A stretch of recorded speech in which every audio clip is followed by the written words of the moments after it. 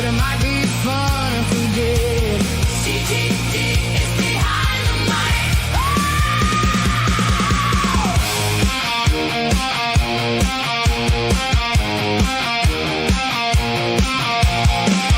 I'm back on my bullshit. My boys are back too. No rest for the wicked, 'cause we're going out soon. For tonight, I'm forgetting that tomorrow's Monday.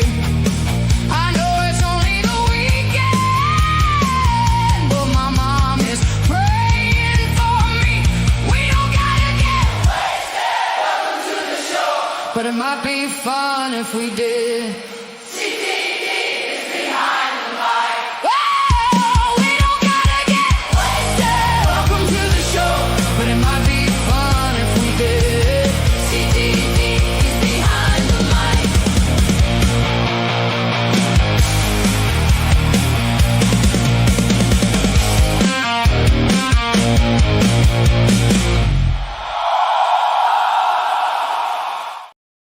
That's right, the great one, CTD, that's me. Critically thinking and drinking is behind the microphone, if you will. We'll throw in a little French. Not sure that's accurate, I can't back that up. Welcome aboard, everyone. Last minute, let's do a CTD for funsies. I'm kind of feeling it, man. I'm a trumpet player. I am appealing to all the musicians that may or may not be out in the audience tonight. Make sure to say hi in the YouTube and X chat. We are live at both locations and happy to be doing so. So now, it's a little bit of an experiment. I don't know what's going to happen to my YouTube stream. My X should be okay.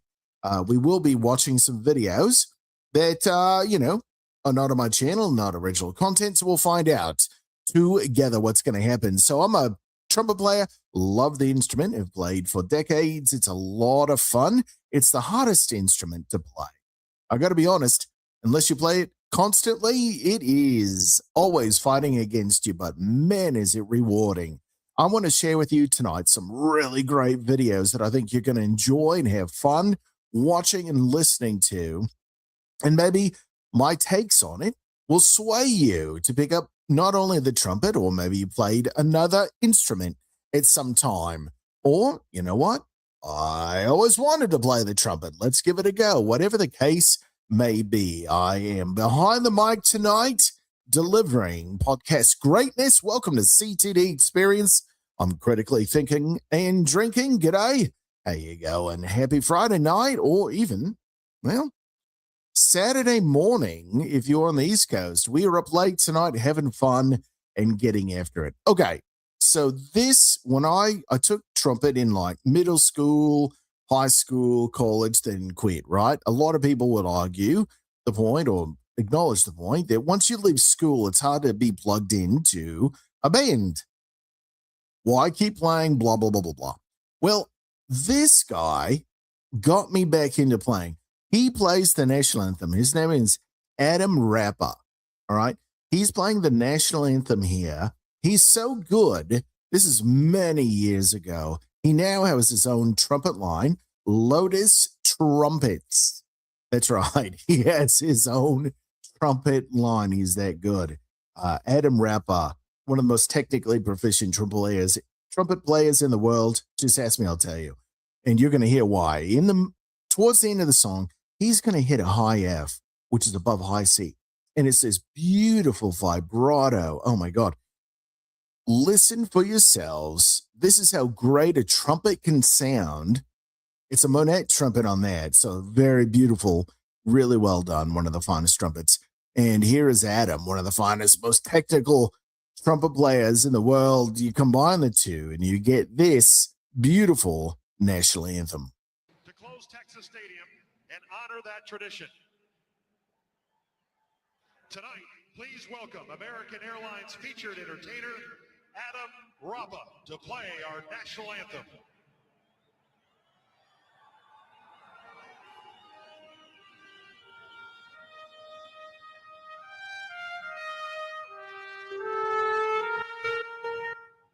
Okay, so real quick, just so you know, He's like, I'm a little sharp. Let me adjust my tuning slide while I'm playing. Dude, he's a savage.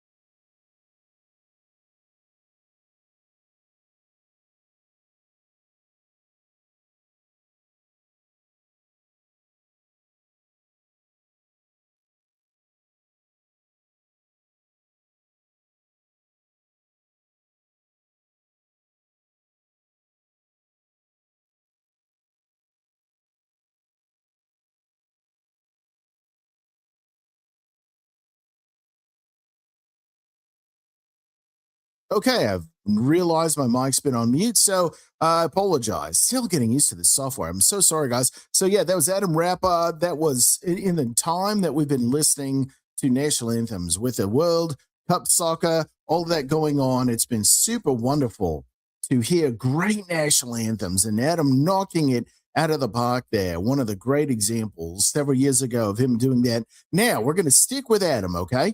We're going to stick with Adam. Here he's playing with the Belgian brass over in Europe.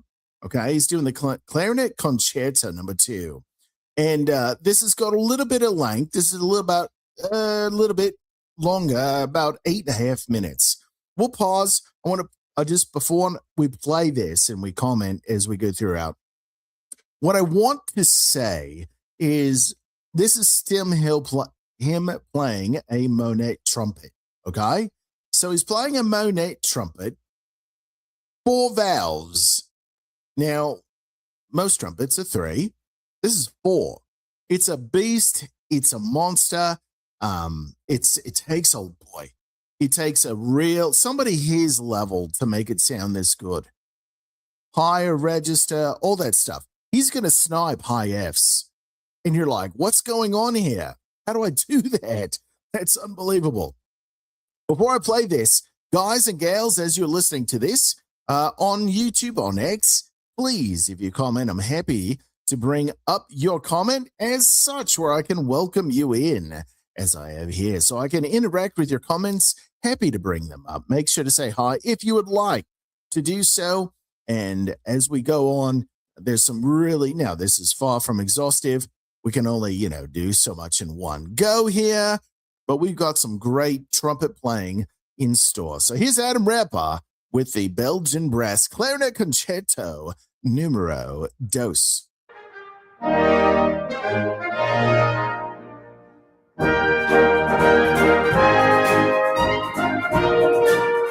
All right, so first and foremost, just wait. His first note, he's sniping a high F above high C.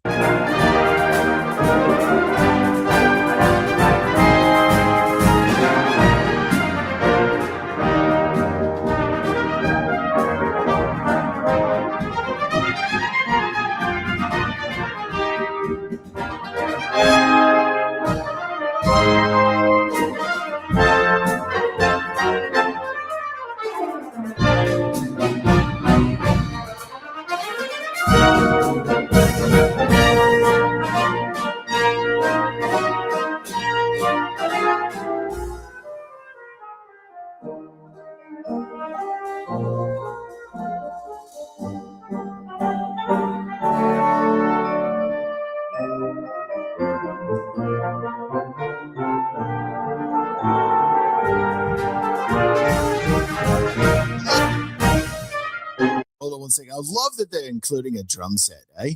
So you got like the brass, you got the trumpets, you got the trombones, you've got the tuba right here. Maybe that's a baritone actually, but you got a trap set behind all of that. It's really nice.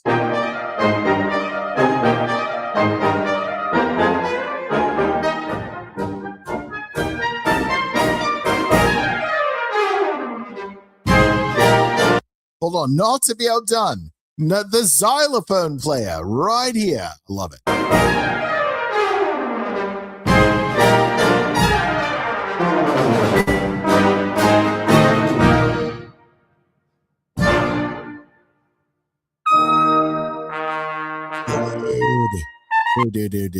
Dude. Hold on. It's just like butter. And I'll let it rip.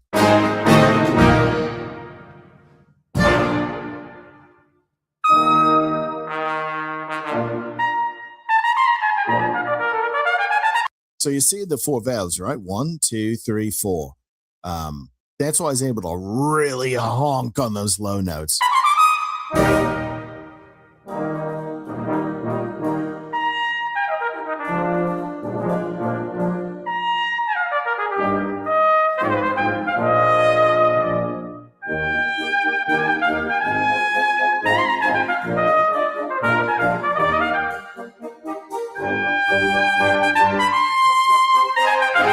Like, I don't know how well it's coming through for you guys, but the sound of that trumpet, it's like such a rich and velvety sound. It's just unbelievable. Put in your headset, your headphones if you want for this stuff.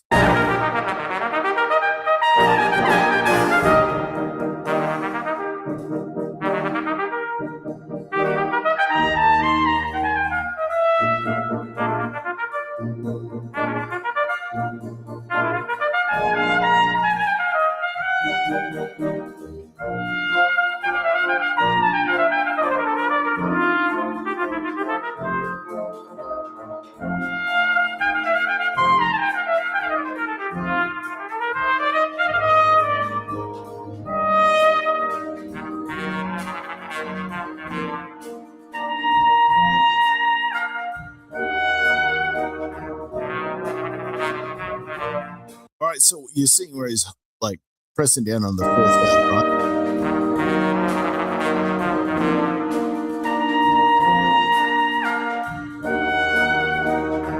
So he's pressing down just a honk on those low notes, clearly.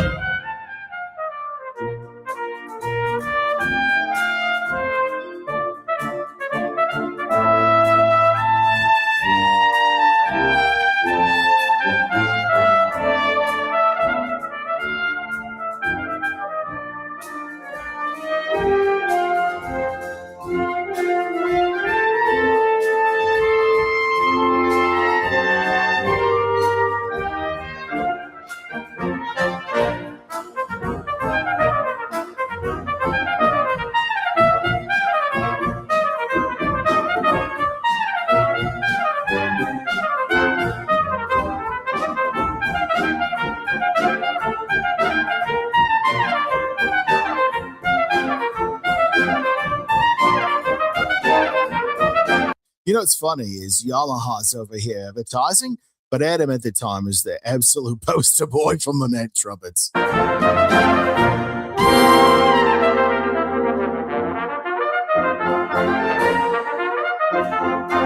So as we're looking around, this is probably a C trumpet, if I had to guess, or B flat, right? This is a piccolo trumpet. Can't stand it. You got the trombones, timpani, you've got the drums, you've got, I think there might be a French horn, if I had to guess. Or no, that's a baritone tuba player. Then you've got French horn here, probably there, and then trumpets on the ends. A lot of trumpets. Yes, 2 French horn players right here. You can see them on the left.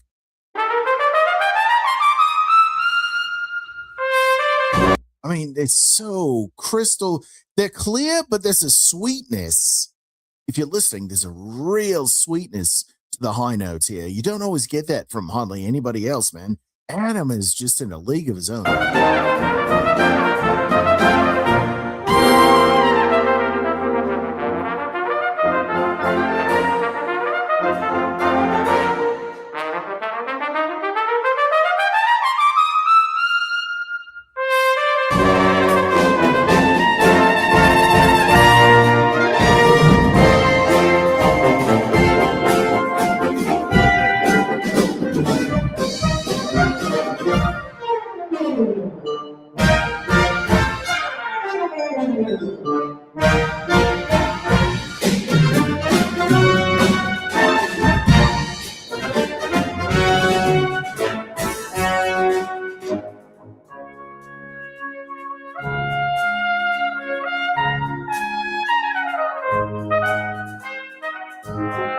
His tone is just, there's such a sweetness. It's like, I want to bite into this apple and it's going to be juicy and it's going to be sweet and just tasty.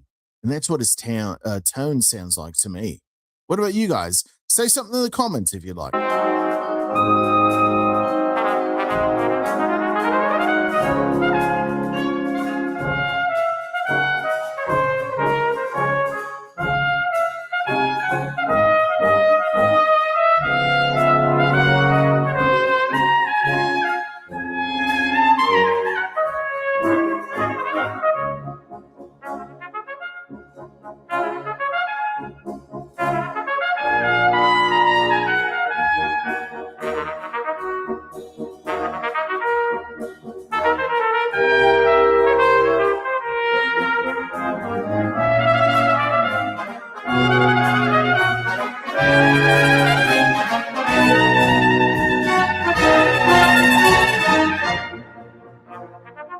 So as we look at his embouchure, I want to talk about that for a second here.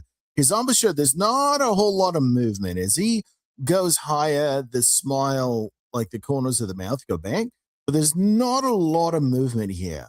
And that's what you want, honestly. The least amount of movement in a trumpet embouchure, a good one. It's really high. There's low. There's not a lot. Now, you can see that he's wetting his mouthpiece here. He's putting his tongue in. There's people that like dry embouchures, and there's people that like wet. So he likes a little bit of a wet embouchure when he touches and plays on the mouthpiece. I'm like Hep. It doesn't need to be, sopping wet or whatever, but a little bit of dryness helps your lips grab the mouthpiece and really be able to do what you want to do with your embouchure.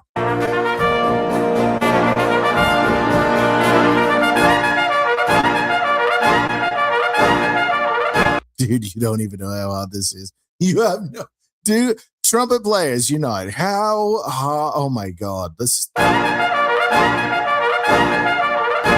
Oh my God.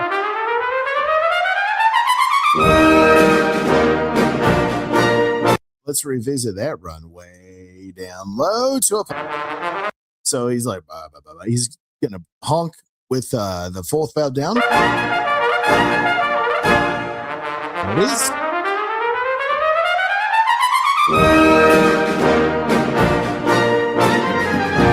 You can see a little bit of relief on his face because, damn, this is hot.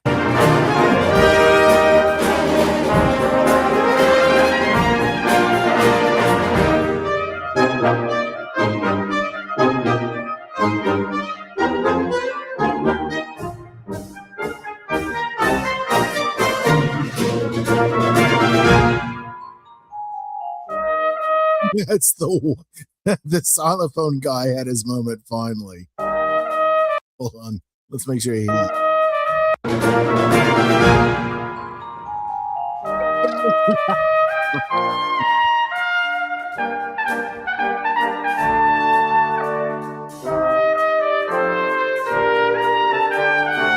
Oh my God, that slur. Right up there. So gorgeous. Ooh, that is sexy. I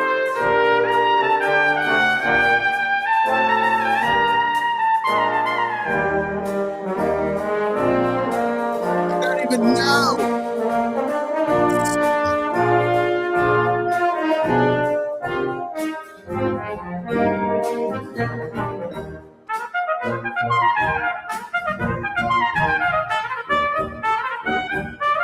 All right, so this is a trumpet teachable moment here. As he's doing all this wildness, right? He's down low, middle up high, he's jumping all over the place. So you've got like the cheek muscles, you've got the embouchure down here. Do you know how many muscles in the face? And never mind what the tongue is doing for airflow, and then down here, bringing up the airflow, keeping the body at peace as much as possible to play as efficiently as possible, because that's how you pop those high notes out. But also don't wear yourself out in the meantime. So much cool shit going on here, guys. It's really fun to be able to point it out. Hopefully you're finding it interesting.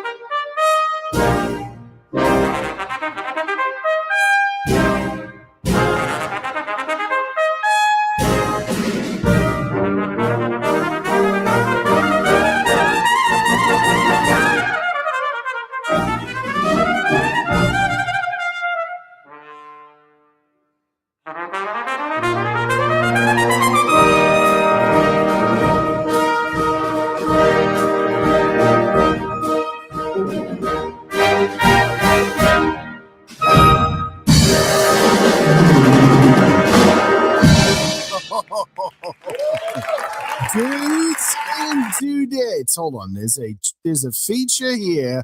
Hold on. I gotta find it. I'm still learning this place.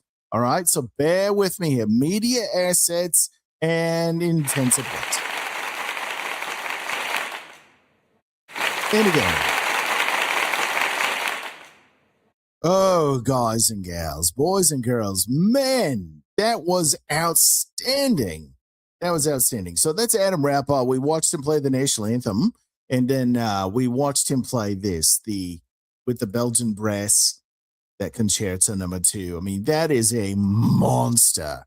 That is a real monster to be able to play. And hopefully me pointing these things out is helpful to you. And again, if you'd like to say something in the YouTube chat, in the X chat, I'm happy to bring it up, just like I have. Me saying hi on YouTube, me saying hi on X. Welcome on in. We're glad to have everybody. And if you are not following me already, give it a consideration on YouTube and on X. I just reached over 100 followers on YouTube. Super glad about that. But as we truck along, we're going to move to another group. There is no waste. This is another European group, okay? Monozil Brass, Mnozil, Monozil Brass. They're sextet, right? 6 of them. 1, 2, 3, 4, 5, 6. And there's 2 trumpet players. There's like a baritone player. There's 2 trombones and a tuba player. Oh my God. And sometimes there's even 3 trumpet players, depending on the instrument they pick up. Dude, there is no waste. There is nothing going on in their music. They're like, well, they should do that better. It's like listening to watching a Quentin Tarantino movie. Watching, like, for instance, you go to and watch Pulp Fiction, there's no waste. Every part of the scene that's shot or, ounce of dialogue in it, there is no waste. It's all beautiful. It's all done. It's all adding. And you can say the same thing about them. Now, they have a great sense of humor. This video is probably a decade or 15 years old at this point. It's called At the Movies. Super fun. Super fun. These guys are so good, so talented. Thomas Gaunch, it's called the Gaunch horn. It's actually, the bell is, what do you call? It's bent because of its sense of humor. So anyways, this is Minozo Brass playing At the Movies. I think you guys are going to love this. 8:45 is, and we'll stop along the way. I give my input. Let me just make sure that we are still up and running on YouTube. We are. Okay. So they haven't killed my stream or anything. Again, learning the ways of the force, the YouTube force. Been on X. So I've got, a healthy amount of followers, 67,000, something like that. But building YouTube, we're glad everyone's here. All 47 checking it out. Again, say hi in the chat. Happy to show off. No, that's a banner. Hold on. Let me get, see, I'm new at this. So happy to show off your comment. We can talk back and forth. Okay, here we are. Minozo Brass at the Movies. Enjoy.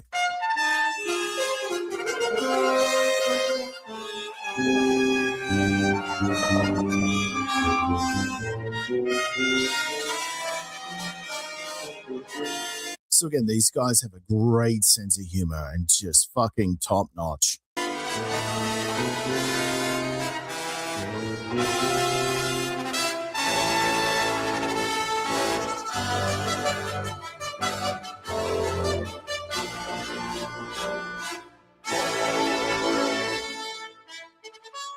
Okay, so this is not a piston trumpet. Blanking shit. No, this is a piston. Oh, I'm forgetting the terminology. I'm so sorry. Anyways, so this trumpet is more of a concert trumpet. Instead of pressing the valves down, you're noticing his right hand, there's a different system. It's very not used by many musicians, but this guy does. It's a very kind of bright, clean, clear type sound that he gets. You'll hear.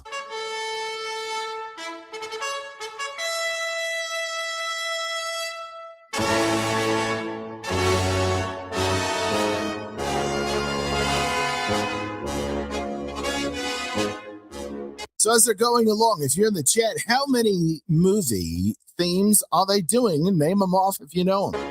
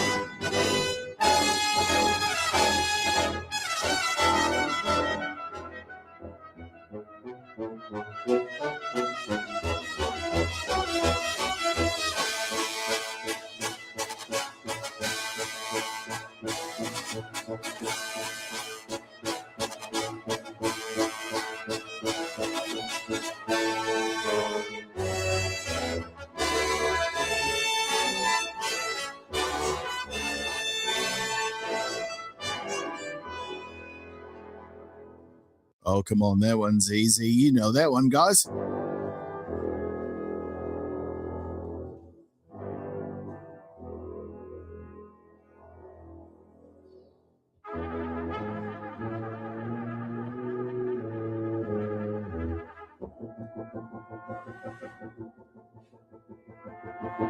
Oh, I think we got this one too. Now, I got to be honest. I'm not sure why he's cupping his trumpet there. There's no mute. It's not jazz. Other than to make himself not project as much. That's all he could be doing really right here.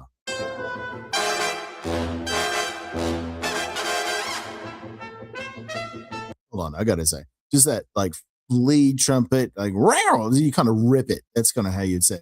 That's what Gaunch is doing right here. Like da da, you hear wow. That's what he's doing. It's just badass.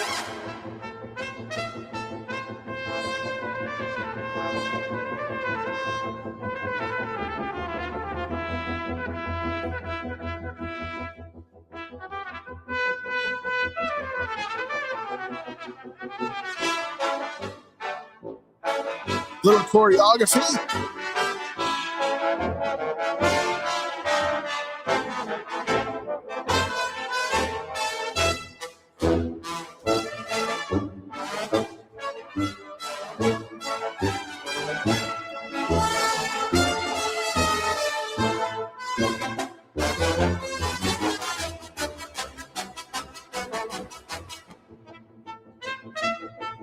I mean, all of his articulations are so clean. I mean, they are, everyone's are, right?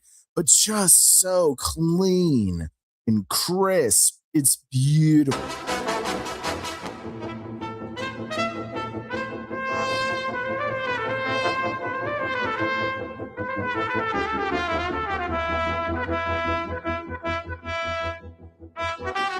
Again, his embouchure is not moving a ton, and it's not meant to be.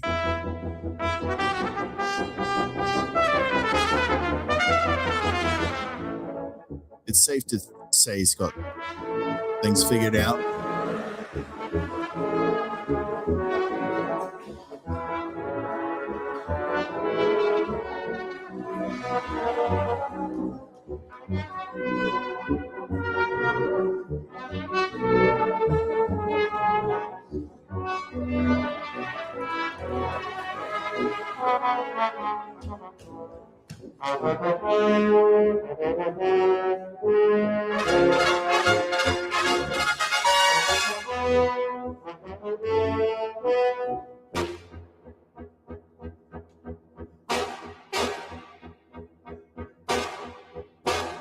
I mean, those, it's not like you're hearing, it's like when you watch a scene on a movie, military scene in the cemetery, when the firing squad, they all fire together, right? It's not like you hear one gun before the other. It's not like ba-bang, ba-bang. No, it's like bang. It's all one.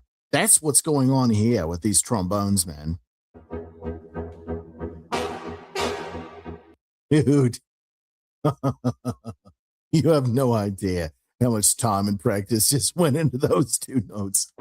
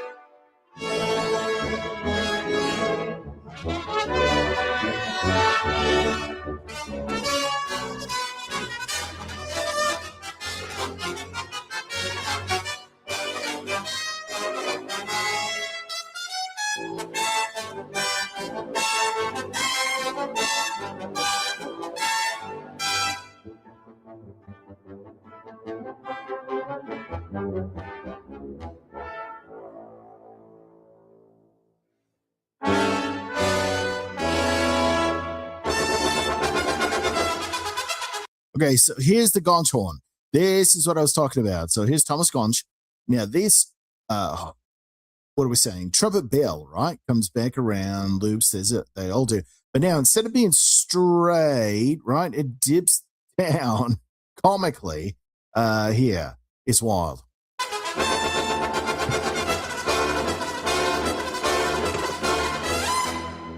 Dude. My God.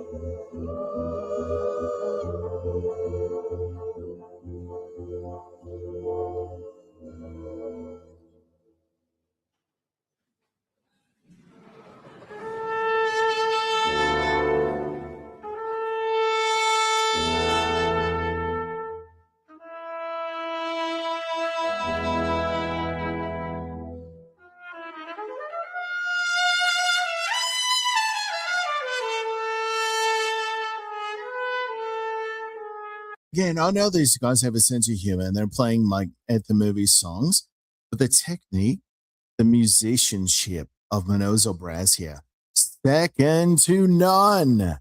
So good, so good, so good. Oh my God, it's amazing.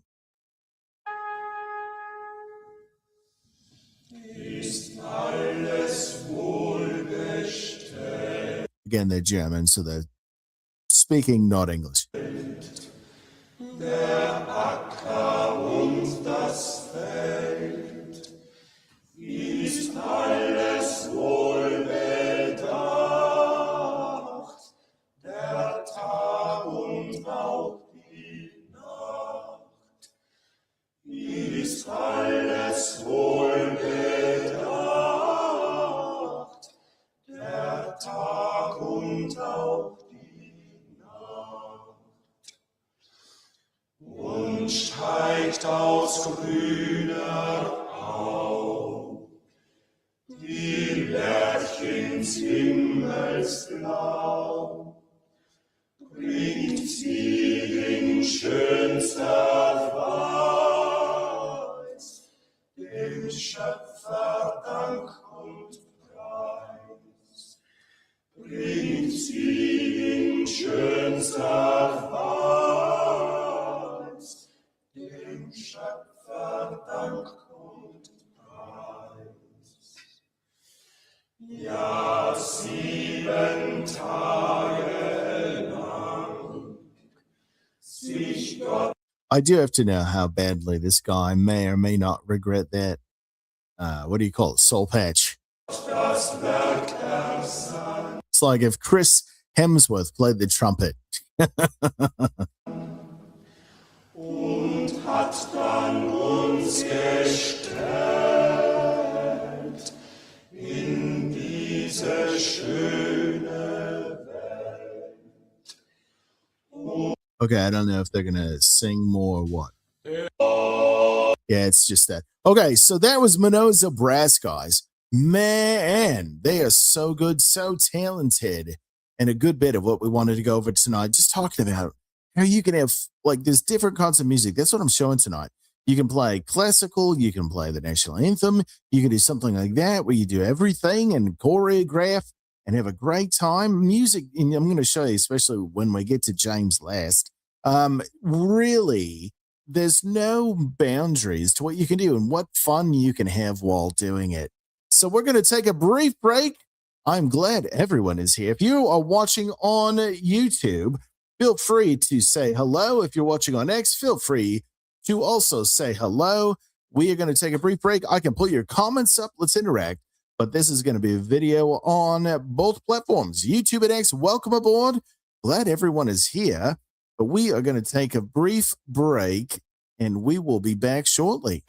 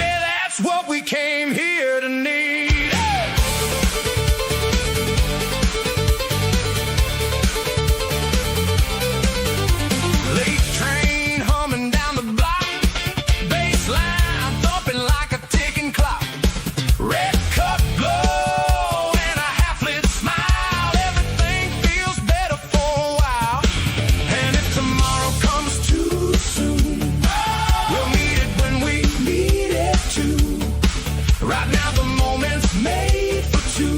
So let it move through me and you. Let loose. Let the night come alive. Let loose. Feel that heartbeat drive. No deadlines. No cold blue screens. Just us. And a little time between. Let loose. Let the music rise. Let loose.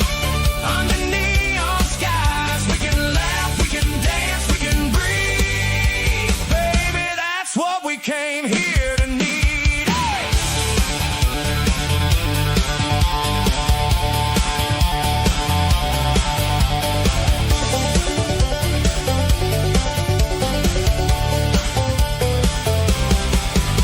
The weekend is here, let loose.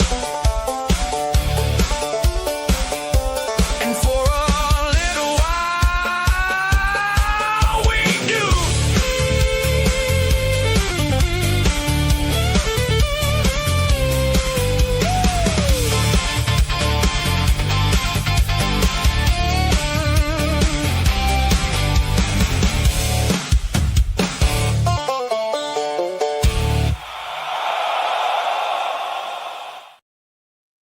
Welcome back, everyone. From break, we are glad you are here. If you enjoyed that song, man, I've got my own album on X. It is for my subscribers on X. 8 quarters, $2 will gain you access to all of that for free tonight. I did make a new song, put it out on the timeline so you could get a feel for my music making chops, and hopefully you'll enjoy. There's probably, I don't know, 13, 14 songs at this point. About 11 are behind the subscriber, paywall. So come on out to X. We're also watching Tombstone on Saturday, which is tomorrow, 4 p.m. Pacific time, 7 p.m. Eastern, an X-Space watch party. We do a lot of really fun stuff around here. Speaking of fun stuff, now we're going to watch some Freddie Hubbard. Now we're going to rewind back to the 70s, man. This is awesome. Really good stuff. And if you are on X or YouTube and want to say hello in this chat, I can be sure to bring your comments up and say hello as such. Welcome in, everyone. So here's Freddie Hubbard. Ooh, boy, we are going to have a little bit of fun here. This is Freddie Hubbard and the Alan Ferguson Big Band. What's cool about this, you are going to see somebody playing the trumpet in this video later on in another video. Here we go. 1, 2, 1, 2,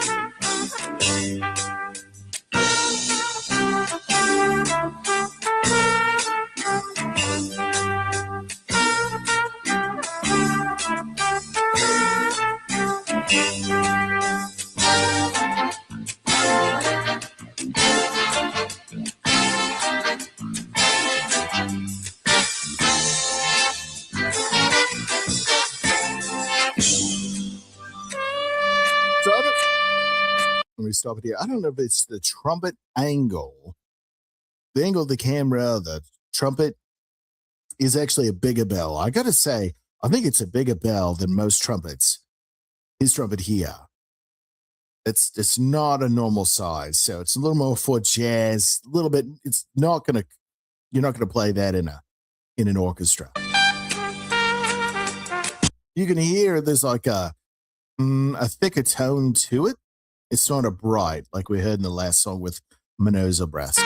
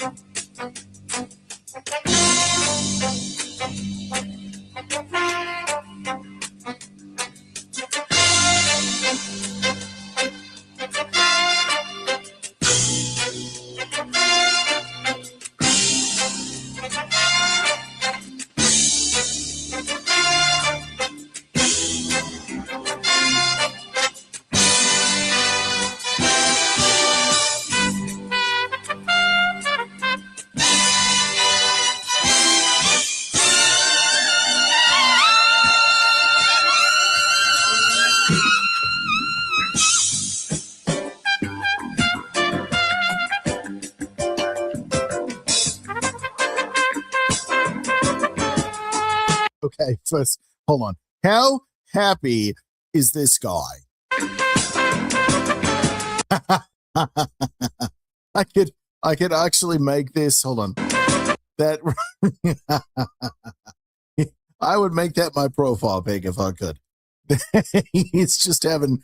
Oh, we're getting into that part, right? These are studio musicians. These cats are the best at what they do. You have no idea how many times you've heard all of them play, whether it's a TV show, whether it's a movie. Just it's bananas how much you don't know you've heard these guys. And if they're having a good time, we're having a good time.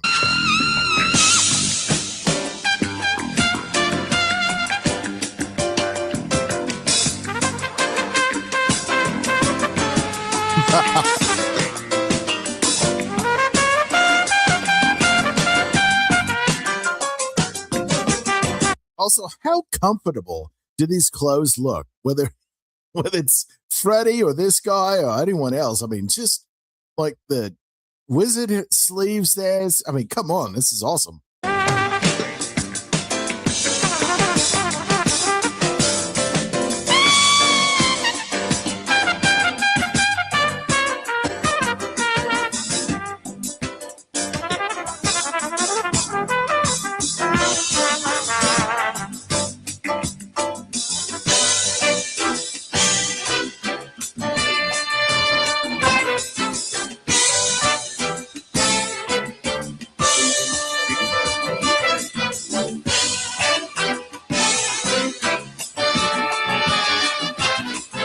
If you're not tapping your feet at least a little bit right now, there's something wrong. So I'm going to back up just a smidge. Here's your chance to commence bobbing your head, tapping your foot, clapping it, something.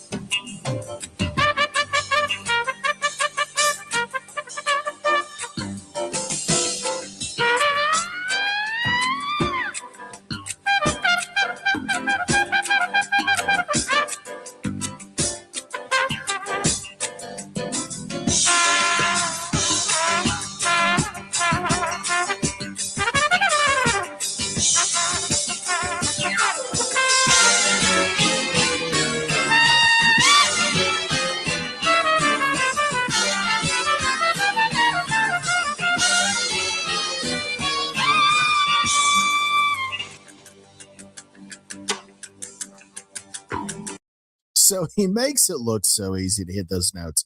Don't be fooled. It actually is or should be that easy to hit notes on the trumpet. It's when people like put on a performance on their face. It's like, oh, the more relaxed you are, the more at ease you are. You know, you've got certain things working. But man, it should not be a performative art to hit high notes.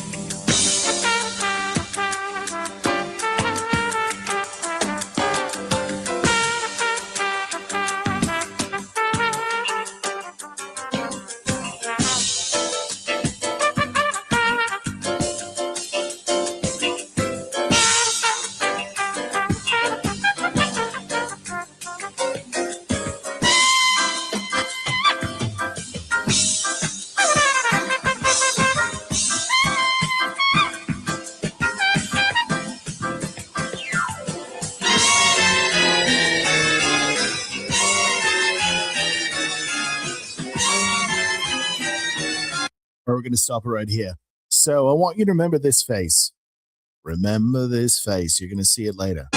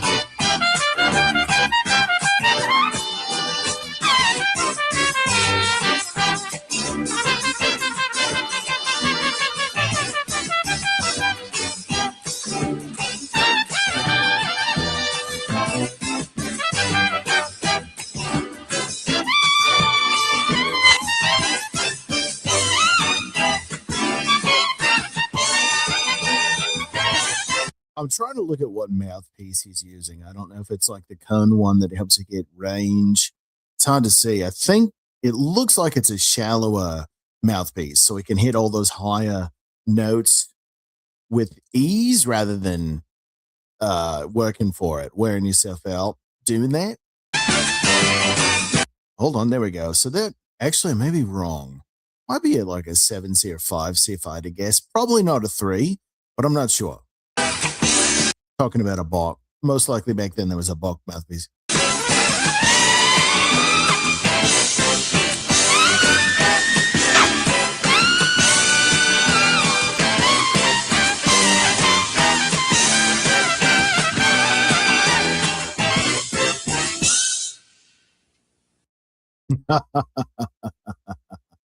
Oh my God.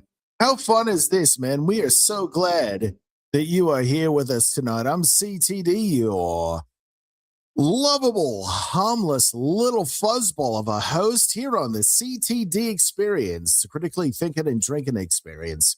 That's what we're at. So with this new, can I show you the background, right? So this new 2.0 setup we have using StreamYard, having some friends on. I had Geyser Shark on. We did, what was it? We did Assassin's Creed Black Flag Racing. Got some shorts up of that. Got the whole thing up on YouTube and on X. Did a conversation with Mike DiMercurio, a fiction sub-author, former submarine officer, where we talk submarine culture and we talked about movies, right? What are the good ones or the most realistic, etc. And then we also had summer movie review. We did at the beginning of summer with Michael De La Morte, voice actor and Geyser Shark. The Geyser Shark, I also did the Black Flag. He's a good bud, man. CTD experience with. Man, we went and did a lot of stuff that was so cool. We're talking about summer movie reviews, May through July. So check out either on X or on YouTube. Those vids, lots of stuff. YouTube channel reinvigorated, got over 100 followers tonight, so I'm grateful for that. We're glad that it's chugging forward. Okay, so I did not have this on the bucket list, but this has produced itself as the next video after the one we just watched. Okay, so this one is bittersweet for me to watch because I think he is so talented. But it's like he's out for the highest bidder. He'll play Yamaha. He'll play Carol Brass. He'll play whatever instrument that they kind of pay him to play. And what I want to show you here, this is Andrea Giuffretti. This guy's he's an Italian, super beautiful. Ooh, I like that. Nope, that hides it. Still playing around. All right. Andrea Giuffretti, this guy is massively talented. He has a song, it's called Caruso. Beautiful. It's like an immigrant kind of song. You're going to see him play. But here he is on a Monet trumpet. This is the one I have, a Monet.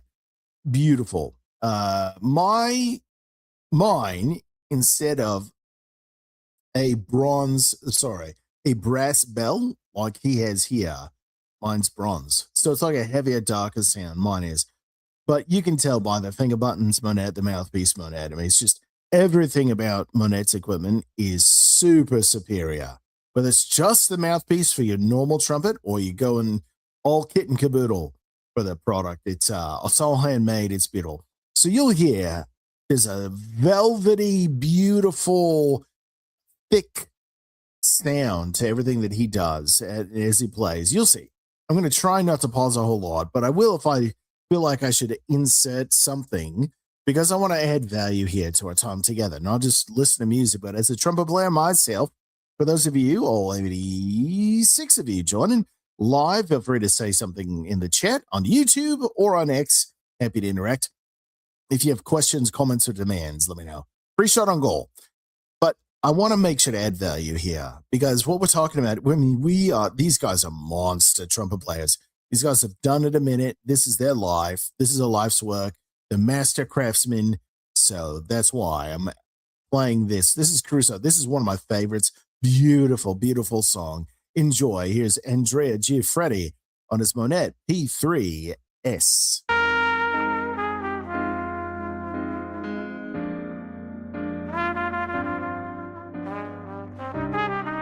You hear that like that thick smoky tone? Yeah. Yeah.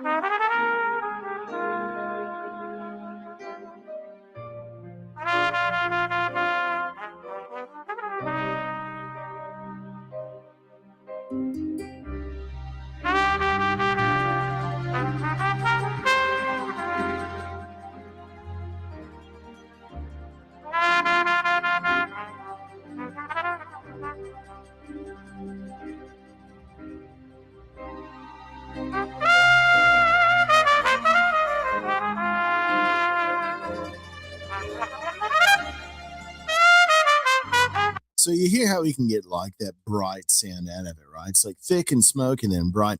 So it's like a versatile jazz trumpet. It's very interesting in the way, in the composition of the metals.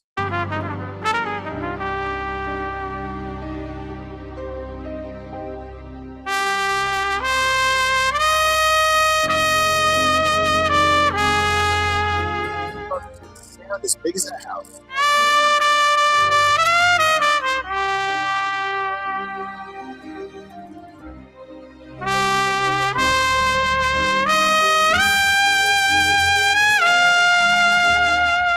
And again, I'll note, right? He's got a good bit of facial hair here, mustache. You're not seeing a good bit of movement in his embouchure. I pointed that out along the way. It's really important.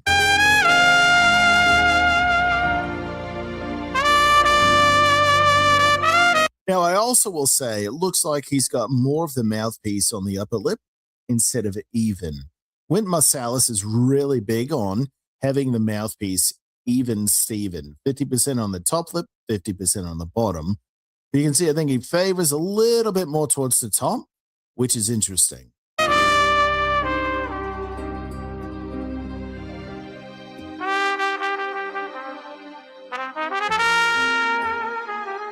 It's also of note that he actually plays, instead, if it was like straight from his mouth, it'd be like the bell would be going this direction, right? But instead, it's going straight out. So he plays, it's like, maybe, what do we say, like a 15 or 20 degree angle from his mouth. So he might have an underbite going on. I'm not sure exactly.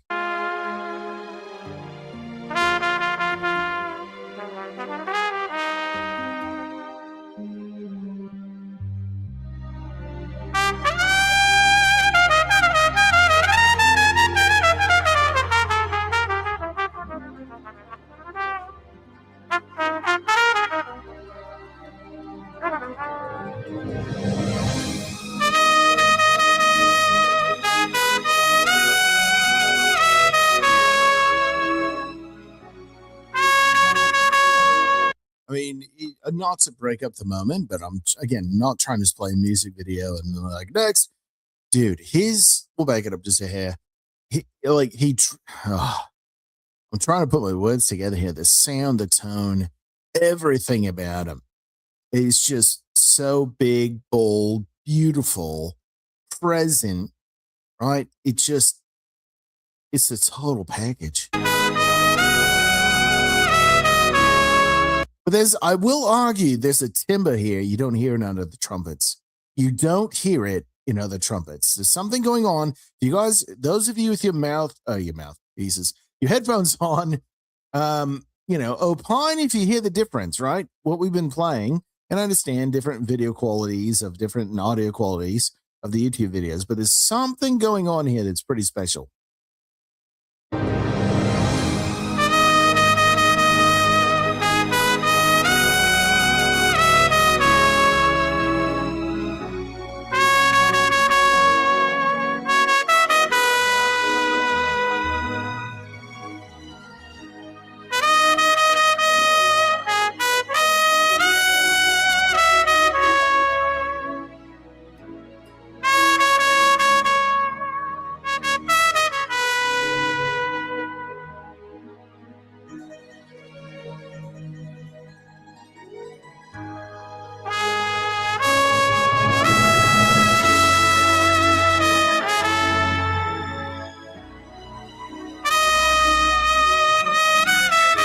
So something I'll point out about moonlight trumpets is the spit valve. So this right here is the spit valve. And what's cool about it, normally on other trumpets, it's like there's a lever, right? You press it and the cork moves away. This is like a button you press and it gets you spit out of there. It's pretty cool, actually.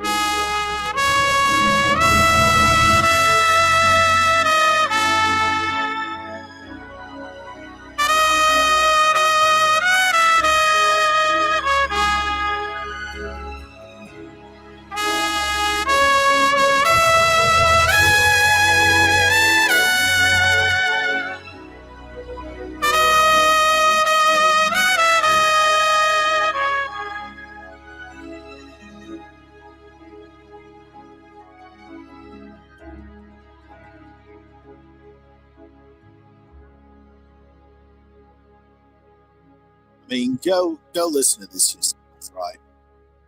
I'm not playing this just to not say anything. He's just gorgeous. Alfred just crushing it. Dear Freddie.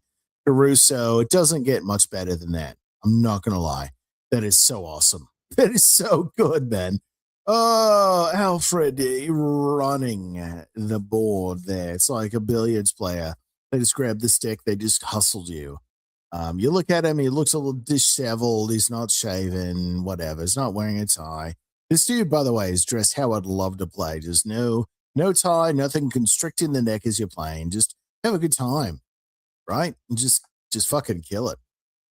So that's what we're doing here tonight, is just having a good time watching some trumpet players. I'm so happy to share my knowledge with you. If you guys have any questions, comments, or demands, well, I'm live.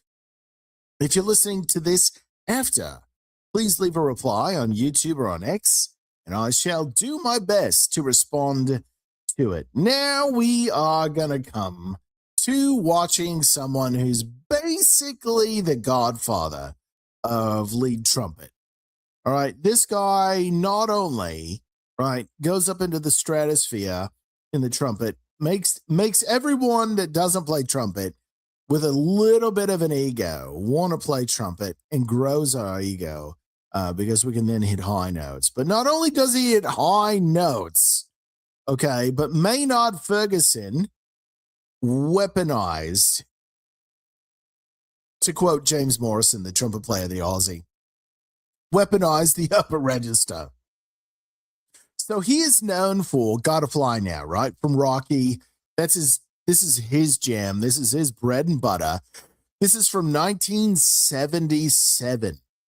All right. So this is when this song is as hot as it's ever going to be. Maynard Ferguson doing the round with his band, who are all savages as well, by the way, and just having a great time. So it's my pleasure. If you've never heard Maynard Ferguson, and actually Monet has a trumpet MF, Maynard Ferguson model.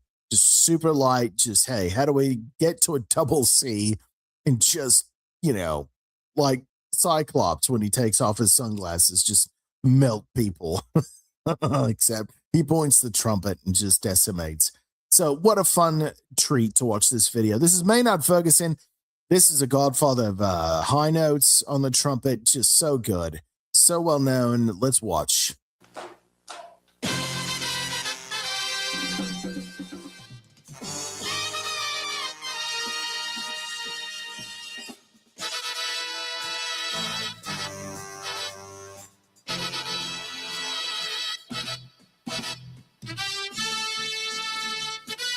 I do just have to ask about the clothing. We watched the previous one. Everyone, the clothing is all like loose and just looks super comfortable, like they're wearing PJ. I'm just saying. I'm sorry.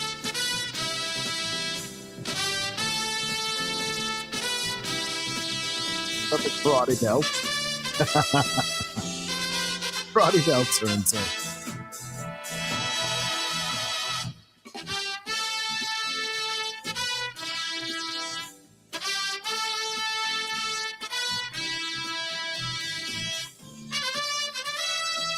I mean, they're tight, right? It's like that rifle squad at the cemetery in the military doing honors.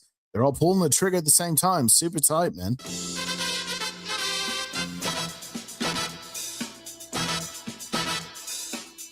That does not happen by accident.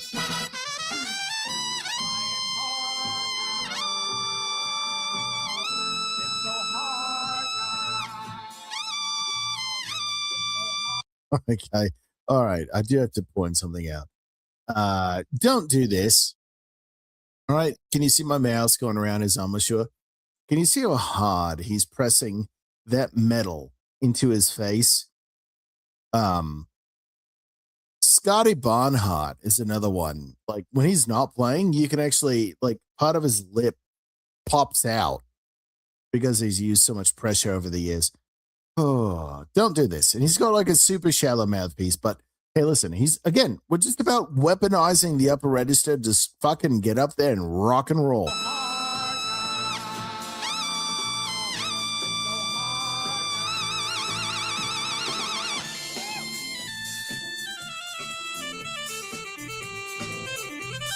I don't know. Can you tell if it's 70s or not? I'm having a hard time. Try. Are we sure we're in the 70s?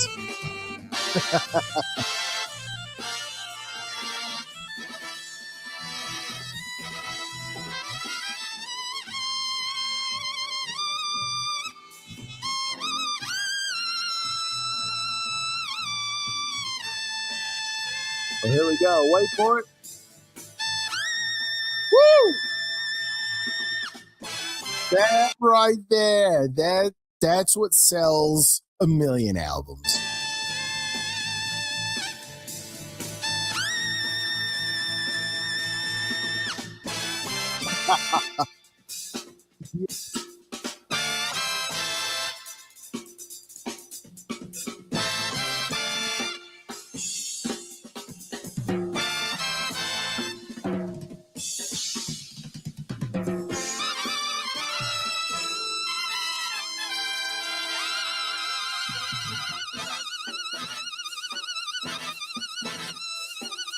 Okay, so listen, guys, listen. All this body gyrating, this is him selling it. That's this. Just for the record, there's no secret technique here he's employing. He's just fucking selling it.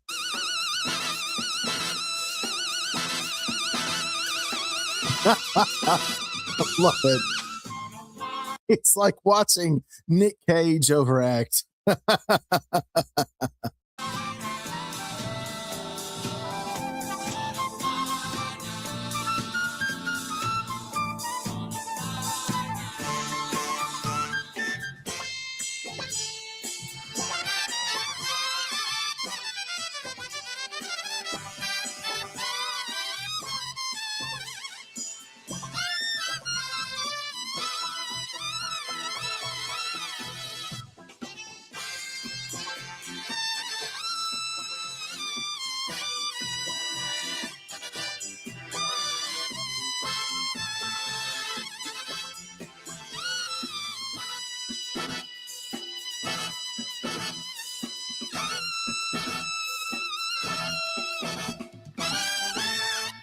Now you got to understand, man, there's nobody doing this at the time. This guy is the pioneer. No one's doing this shit. They played high notes, sure, but this dude is just, like I said, Cyclops when he takes off his glasses and just an energy beam goes forward, destroying everything in front of its path. That's Maynard Ferguson playing the trumpet man, and it's awesome. It's awesome. There's no denying it, right? But what I'd like to do, and I'm kind of vamping just a little bit here. All right, I'm vamping just a little bit here. I'm trying to think. Trumpet, Star Trek. This is I forget his name. Eric Miyashiro. Okay, so I'm gonna queue up something here. Eric Miyashiro. All right, this guy is great. I'm just queuing. All right, so I think I got it queued. Eric Miyashiro. Okay, so if you're like, okay, people that follow Maynard Ferguson, you know, their technique, who's like, okay, if Maynard's version 1.0 of that type of playing, who's 2.0? And I would argue Eric is definitely one of those people. Now, he's going to play the theme of Star Trek, but as he starts to go into the upper register, listen to his tone. Listen to how he does it. Okay? Listen to how he sounds. I would argue that this is 2.0. So I got it queued. Let's rock and roll. Attention, Star Trek fans. You're going to have a ball here.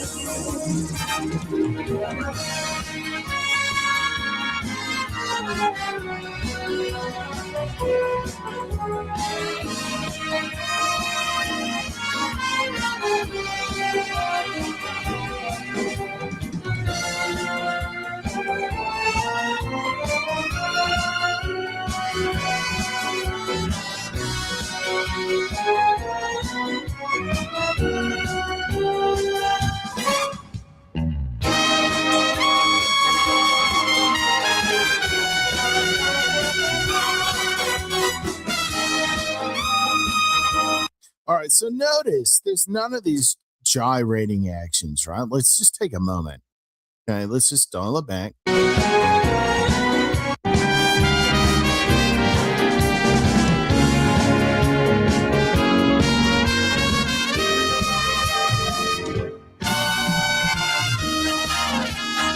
Okay, so I'm going to pause right here. He is using a shallow mouthpiece. He's using a let's get up into the stratosphere shallow ass mouthpiece. He's not going to get a big, thick tone. He doesn't care about that. He is all about drilling those upper register notes. That's what's going on here, right? He raises his trumpet vertically, takes a breath, has nothing to do with it. The fact that his hips are so forward and he's still able to do what he does, pretty amazing, if I'm honest, because I'm a big Alexander technique fan, which means like your hips are over your legs, your spine is over your hips, and then your head, shoulders, they're all aligned, and it's all out of fucking whack here, but this guy's still slaying.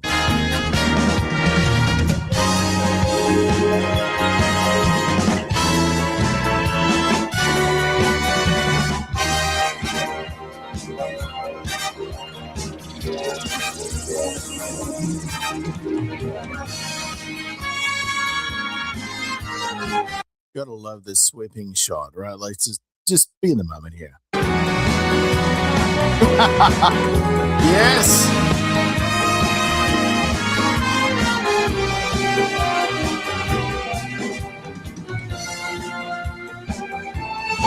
Okay, so that's interesting. This never worked well for me. I don't know why, but he empties his spit valve by opening it and shaking the trumpet. Watch. That never, I don't know. Maybe I just produce more saliva, but that is not, no, that is not going to do the trick. You're going to hear bubbles if I just do that.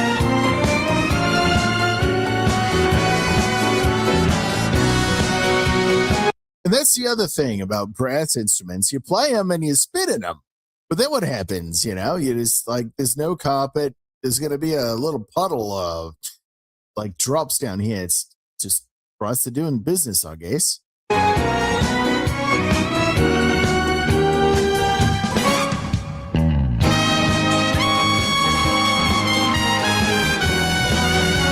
Okay, so Exhibit A, he just fucking drills the notes, right? There's no gyrating. He just fucking drills it.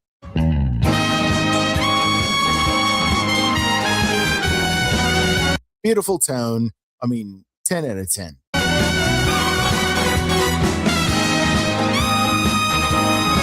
Again, his hips going forward, that should not work that well.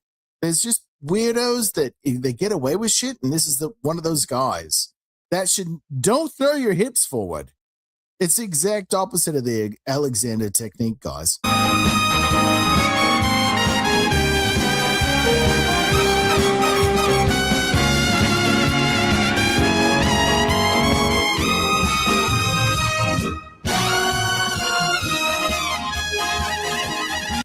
Oh, I'm sorry to keep pausing, but it's just gorgeous playing. Tone, altitude. Oh.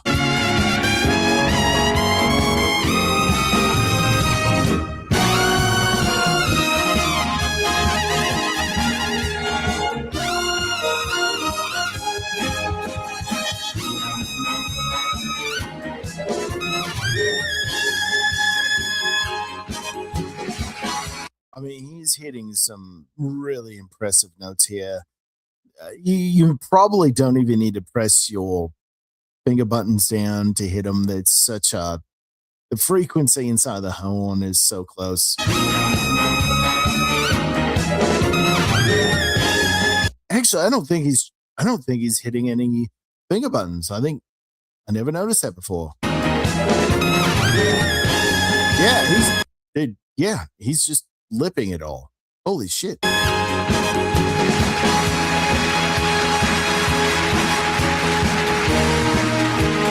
Okay, hold on. Back it up. We talked about earlier when Adam was playing his clarinet concerto number 2. He licked inside the mouthpiece, but the outside he could grab. There, he just absolutely dried everything. Just dried everything. And he's licking his chops. So now the outside, what's happening here, right, is the outside, not the inside, but the outside of the lips. They're going to grab the mouthpiece so that inside he can control better. There's a real grab there. That's how I prefer. And he's basically half and half as well, top and bottom lip.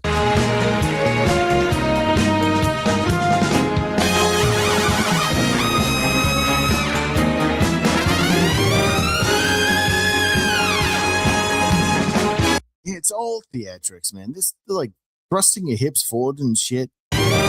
Don't do this.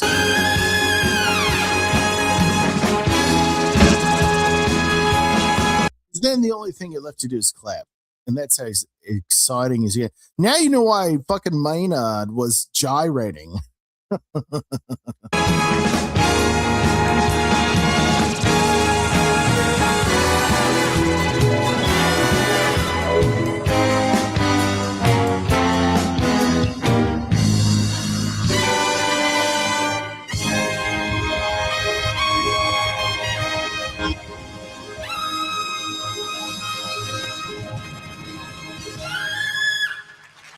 not kid yourself. Every trumpet player on God's green earth wants to be able to do what he just did right here.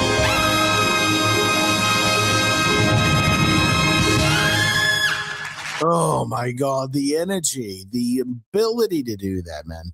That is why you take lessons. That is why we're having our conversation tonight. I'm giving you guys keys and glimpses into how to do all of this.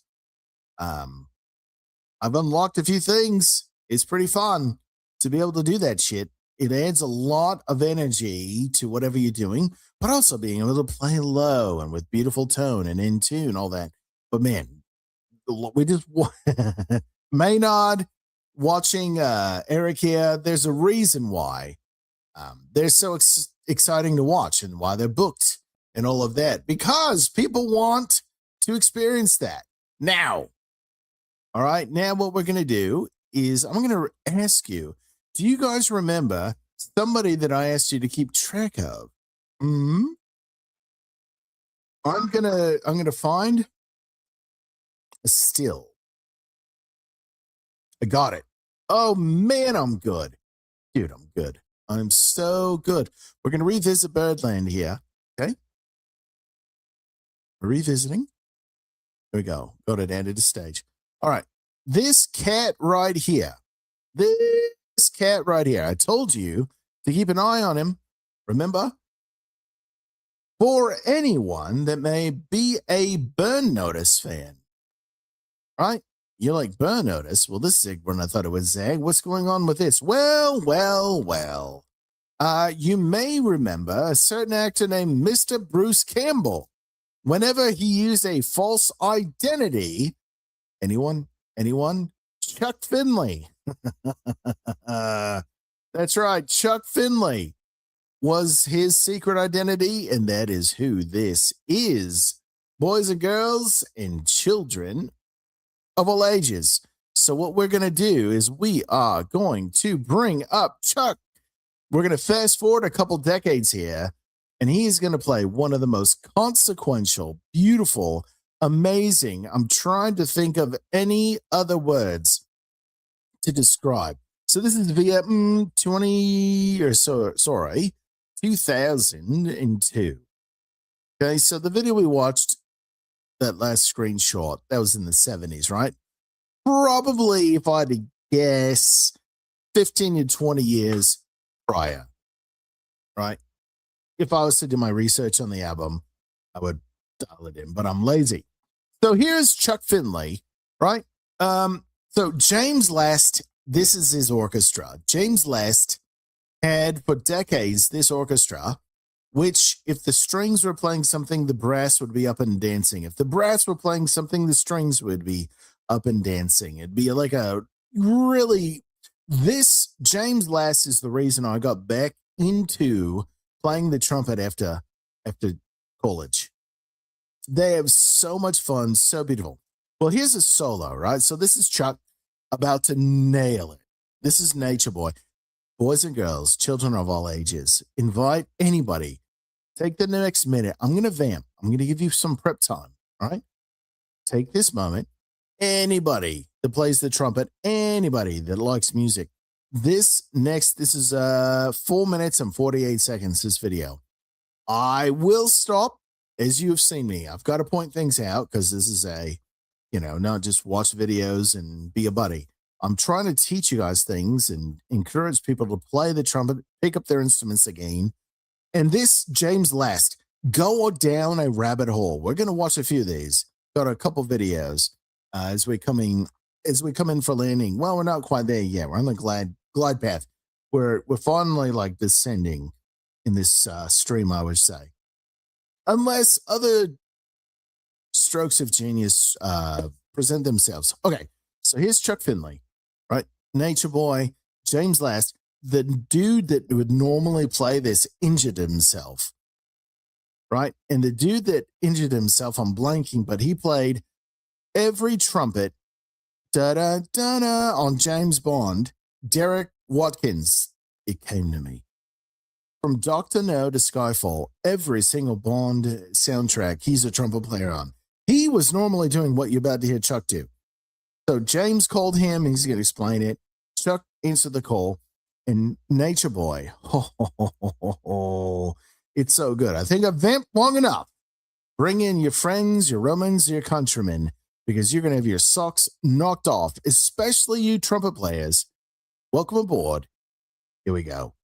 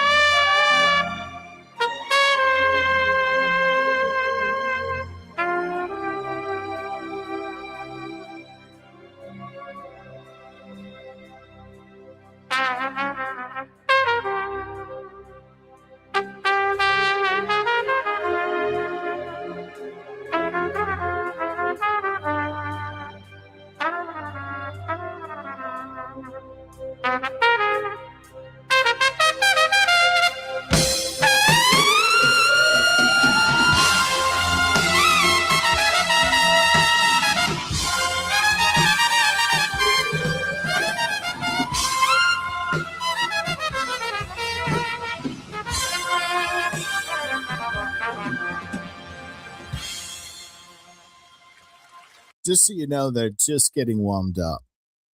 They've not hit their stride, not even close.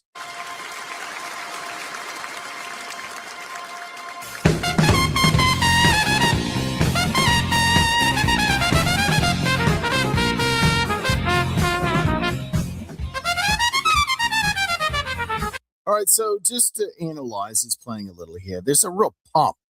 There's a real pop to his playing, right? There's a real pop.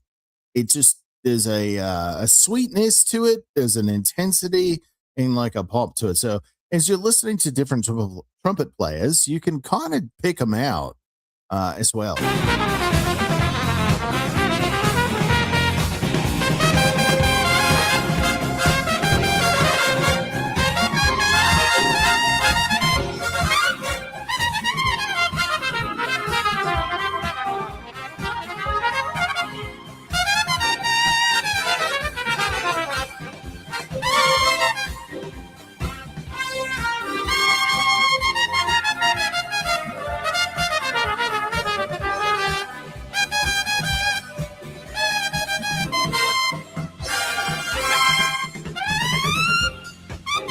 Dude, he's hitting those notes, man. Oh, I just want to hit again. Let's go.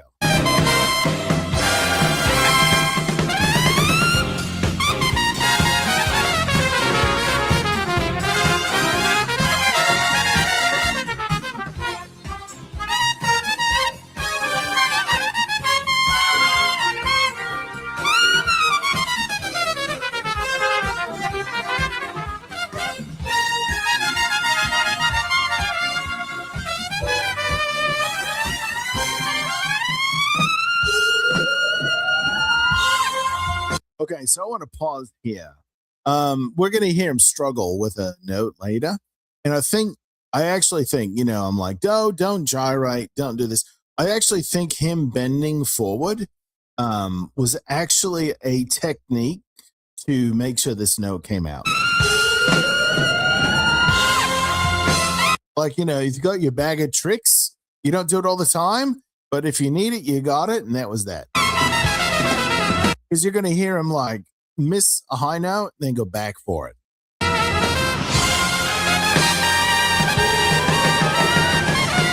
He's about to miss this one, then he'll go back up. You heard that, right? See what I'm saying?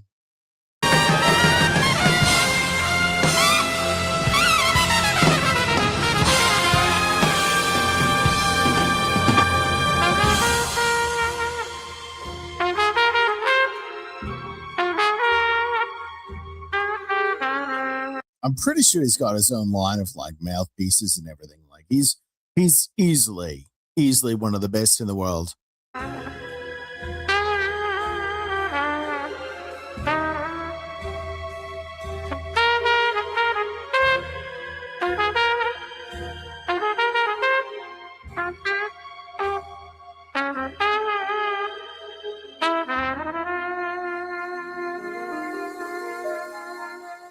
Ladies and gentlemen, Chuck Finley, Mr. Chuck. Oh, so good. This guy.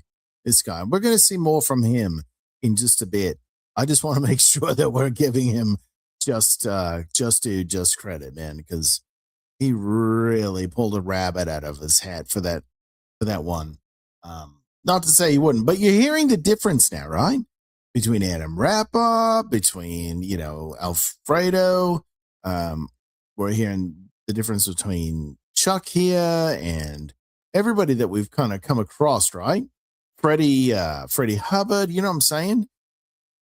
Those kind of things, Minozo Brass, kind of going down the line here, just giving you a little bit of a tasting, right? Like, okay, we're at a banquet. These are just some really yummy tastes that you can have. And that is absolutely one of the cases here today. So, all right, we've got 1, 2 remaining as far as clips that I have for you. So here's what's going to happen. We're going to take another break. We will be back shortly, and then we will rock into that. Now, it is very important that you understand these songs are available to my subscribers, $2 on X. We have a great time. I have a whole album. You can listen to these anytime you would wish to do so, should you like. But I shall be back shortly. It's the weekend. Time to let loose, amigos.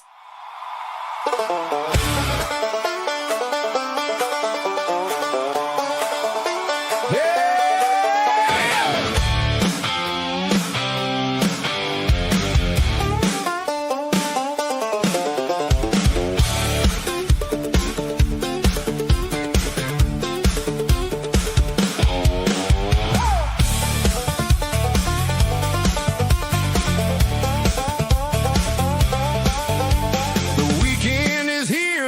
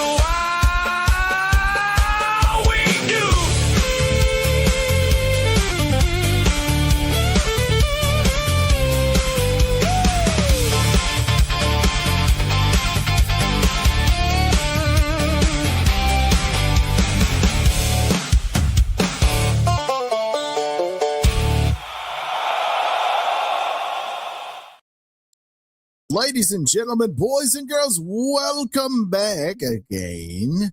My CTD album available to my subscribers. Okay, so now what we're going to do, guys and gals, on X, I should say, we are going to enlighten you. It's time to talk Chet Baker. If you talk to most trumpet players, if you're like, hey, I really want to play a church hymn, I really want to just sound good, I really wish, what is desirable to achieve as a proficient trumpet player is 100% Chet Baker here. Now, he's playing a flugelhorn, which is thicker, denser than a trumpet. Just like Chuck Mangione feels so good. He plays a flugelhorn. It's a thicker, but he actually makes it almost sound like a sweet trumpet. If I'm honest. Ooh, we might need to play some Chuck, eh? So let's do some Chet here. I'm open to it, right? I can talk myself into anything here. Big welcome to 160 people checking out the stream on X and on YouTube. Combined, guys, if you'd like to say something in the live stream chat, please do. I will bring up your chat just like so. Welcome in on YouTube, on X. Hello and welcome, friends. We're happy to do that. Otherwise, this will be a video for the annals of history on trumpet playing on those platforms. All right.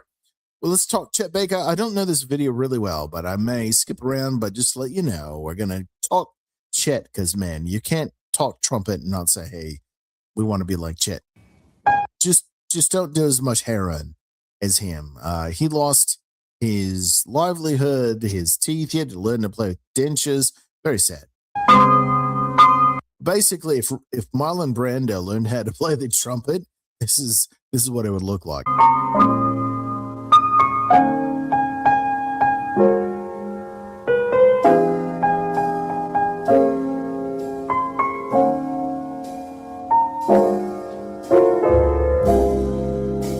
Time after time. Oh, he's already started losing his teeth. I tell myself that I'm so lucky. All right, so moving forward to his playing.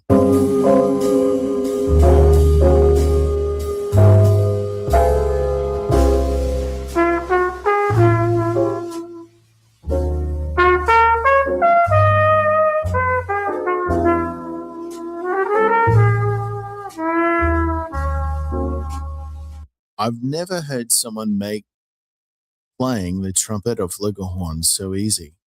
It's just you are listening. I'm serious when I say this. Something magical is happening right now.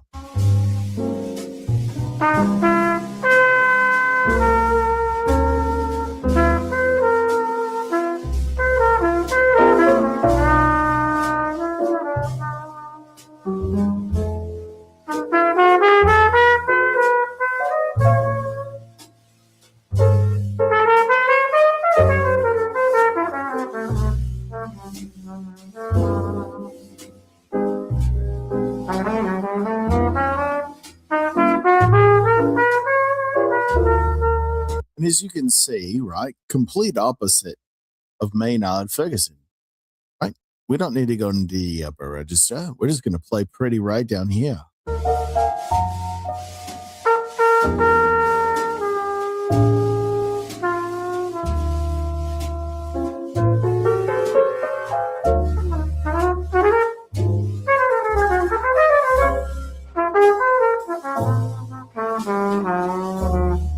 I'd also argue that people that hate jazz, they're like, oh, improvisation is so listen to Chet, man. He makes it a delight.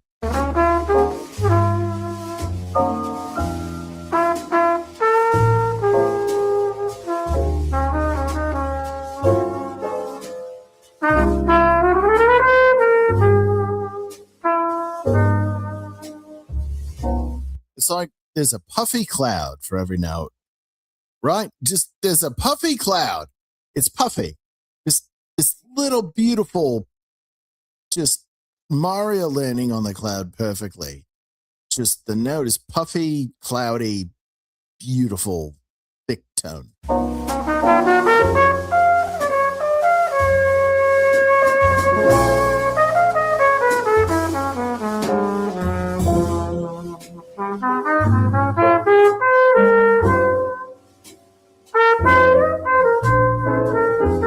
I got to be honest, I don't recall him puffing out his cheeks. That's some, yeah, don't do this. That's some Dizzy Gillespie shit. And it might be him compensating in some way for losing teeth. I'm not sure, but don't fucking puff your cheeks out like that.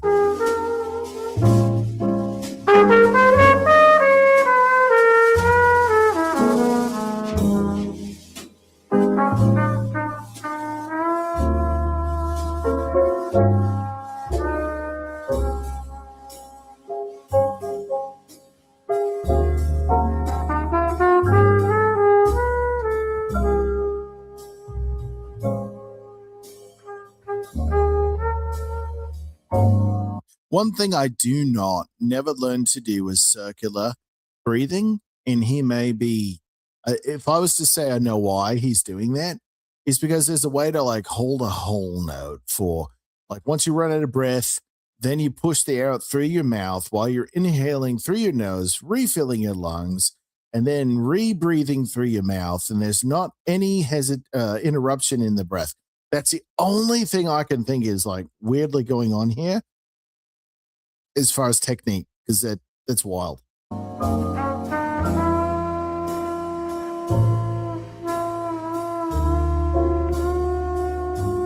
So what you just heard him do there is indicative of relaxation. Your chops are not tight. When you can do like those that's called a lip bend, right? It's not vibrato. That's like, yeah, like you're going down to a different note. You're lipping it down and back up. That is like, that's how you know somebody's got like really good chops there. I'm sure it's definitely locked on.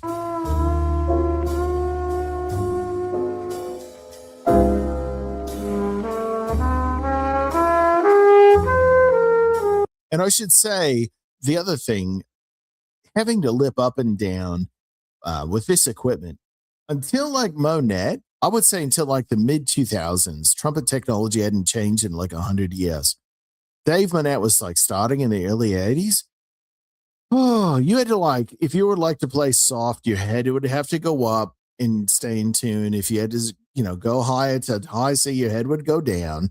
You have to do all these like technique, body gymnastics with the trumpet just to like, it was not your friend for a lot of technique. So he's overcoming a lot of shit that most people would really fight, but he's making look real easy, if I'm honest.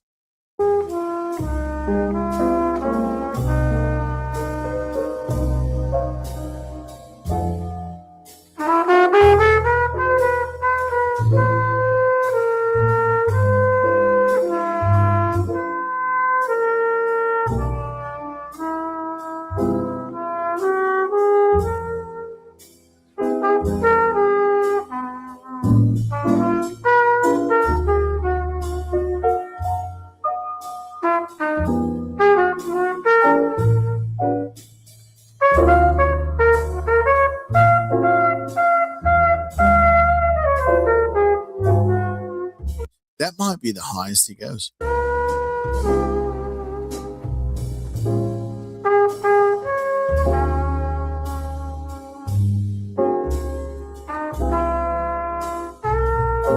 So he's missing his left front tooth here, right? So he's probably got the pressure on his mouth mainly on the one tooth. So that he's doing some insane amount of compensating here. It's quite something, if I'm honest. Again, I remember telling you just a bit ago, he actually, ended up having to get dentures. So he had to learn how to play trumpet without applying too much pressure that would dislodge his dentures.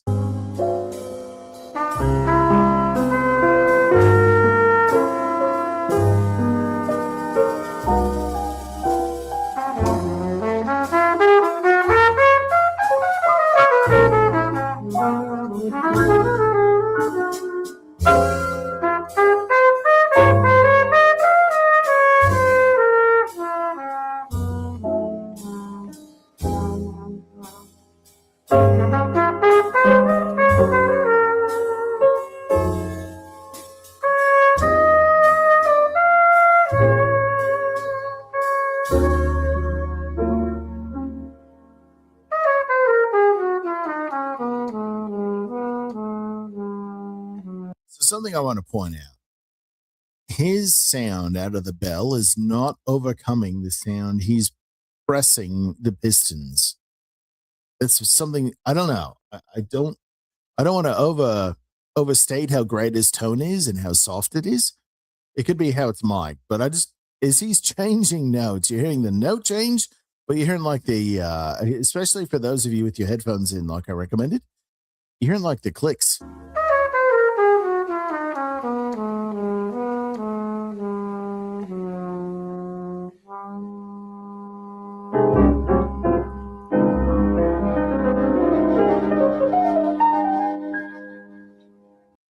Beautiful.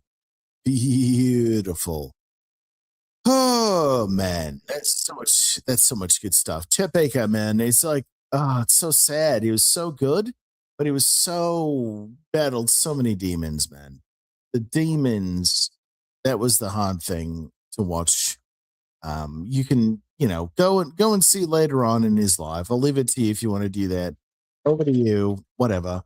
But I don't want to display that here because it's very sad to me. It makes me bummed, if I'm honest. So to get us out of that bummed notion, what we're going to do is feels so good. I told you I could talk myself into anything. So we're going to watch a little bit, not the 9-minute version. Come on. Feels so good. Okay, so this is 1978. Ooh, this should be fun, guys. So feels so good. I mean, you guys know this tune. I'm not telling you anything you do not know here. No way, Jose. So here's Chuck Mangione. Feels so good. He used his thing was his using a flugelhorn. So it's not a trumpet, right? Which is why it sounds sweeter. But boy, he wrote it in an upper register. And later in his life, he struggled hitting like the high C and stuff. But man, back in his prime, like we're about to watch, this song just ripped through our culture like a tornado. So much so, King of the Hill, right? Chuck Mangione was it a Walmart or something? Feel free to say hi in the chat in YouTube or on X. Let's go. Here's Chuck Mangione with Feels So Good. Mangione is the master of fusion music. He combines great melodies and hot rhythms to form an exciting musical experience. His latest album, Feels So Good, has just gone platinum. So here's Chuck Mangione, who will make you feel so good. Damn, girl. Way to sell that. Woo.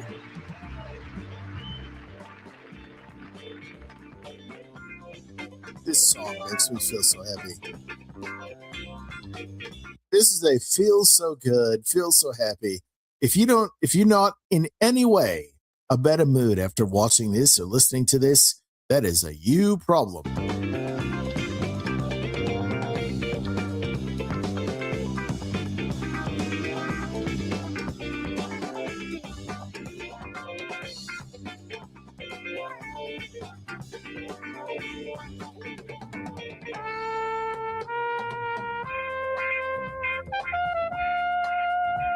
So automatically right off the bat, you're hearing how it's a way thicker sound, right? Way thicker sound. Yeah, that's because it's a flugelhorn. It's not a trumpet. That's why it looks bigger. It's a flugelhorn. It's meant to be thicker, more smoky for sure.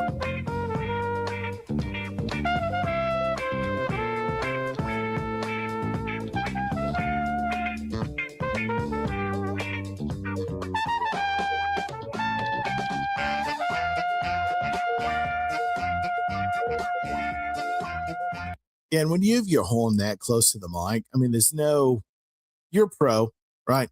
You miss it, you don't, but man, there's no hiding mistakes. And that's part of the challenge that we saw these people tonight do, right? If you make a mistake, right? Oh, only the whole world's going to hear. How do you not let that live in your head, take up bandwidth from your current being in the present, trying to play notes now? Ooh.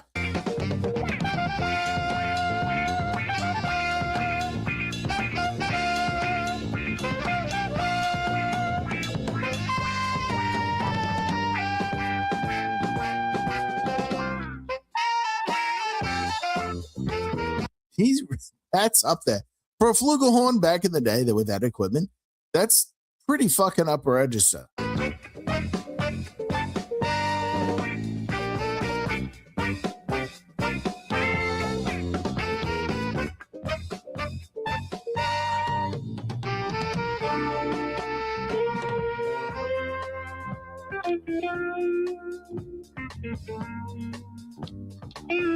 I'm sure someone out there knows what kind of guitar that is. I don't. I know nothing about guitars.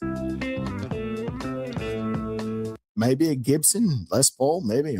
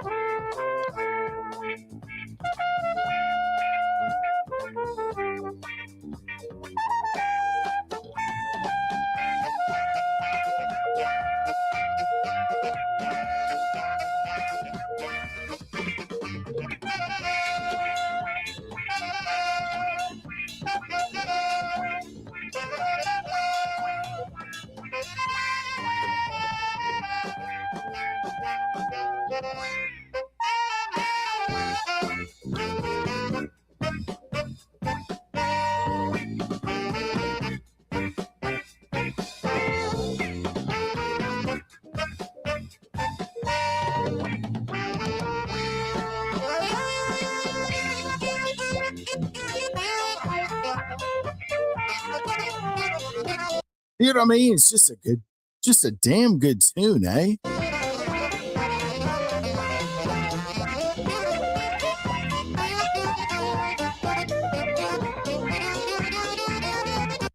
I gotta be honest, I wish that the sax and Chuck were not going at it. It's like either one or the other solo. There's no reason both of you should be soloing right now. I wonder if somebody went off the reservation.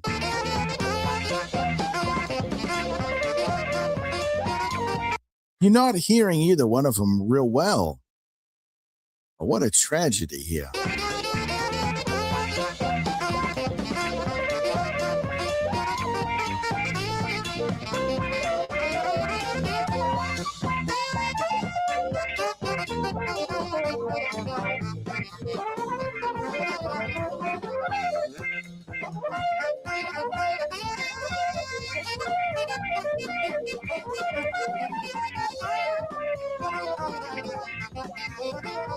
I gotta be honest, I don't know what the fuck's going on. Like Chuck's painting all over the upper register. This guy's like doing his thing on the sax. Like, what? Was there not a conversation before the song? I'm very confused.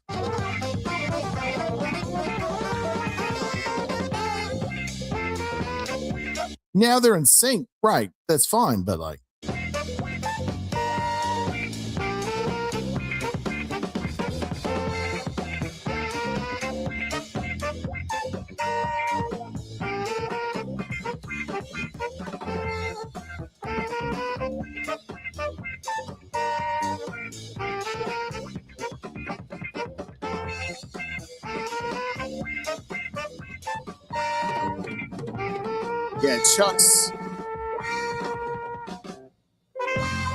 Chuck's Aldish was feeling good that night. He was fresh. Chuck was fresh. Not the first Chuck we've seen tonight. That was Chuck. Mangione's so good, man. Cultural song, right? Like, I mean, everyone hears that. We're like, oh, I know that. It is not lost on me. I know what's going on. Word up. Chuck Mangione. Again, it just kind of bums me. It's like the Sax and him were doing battle. And no one won. It was like a draw. If you watch an MMA fight, it was a draw. Nobody, like, whatever, came out on top. All right. Speaking of coming out on top, always and forever, James Last does that. So I'm going to do something really weird. I'm going to like rewind time back to the 70s and James Last. All right. I want to give you like a full force blast of like, what was his orchestra back when cocaine was a pre-workout, right? No, I'm kidding. I'm not saying anybody did cocaine, right? But you've got, who did I say was on trumpet? Derek Watkins. He's rocking and rolling here. This is called Latin America. Very catchy tune, right? I get it. It's older, but I'm doing a smorgasbord here for you tonight. And James Last had an unbelievably positive impact. Like I said, I picked after years. I picked up my instrument after watching his orchestra. So these guys will always have a place in my heart, young or old, man. Fucking great. Let's go. James Last, Latin America. The only funny thing to look out for is when they do the, what do they call it? Not the xylophone. I guess it's a xylophone. The mic hits it. Anyways, James Last, young, energetic, svelte James Last, and his orchestra just killing it. The brass, everybody listen to what's going on here. These are high caliber musicians. And be inspired. Pick up that instrument again. Let's go.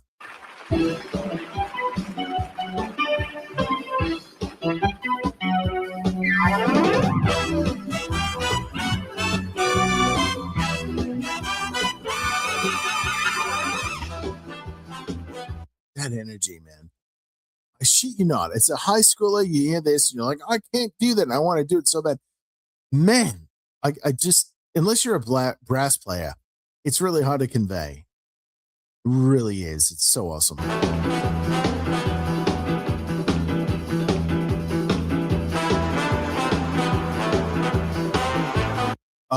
And also, how many of us want to butterfly our collars again? Just saying, it's only a matter of time before that shit makes its way around again. That smile says it all. That smile.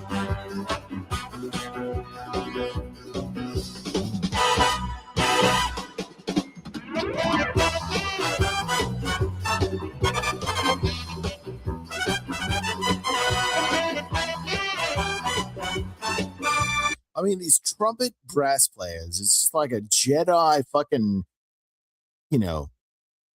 Jedi lightsaber fight of energy, just going. Cyclops, just energy.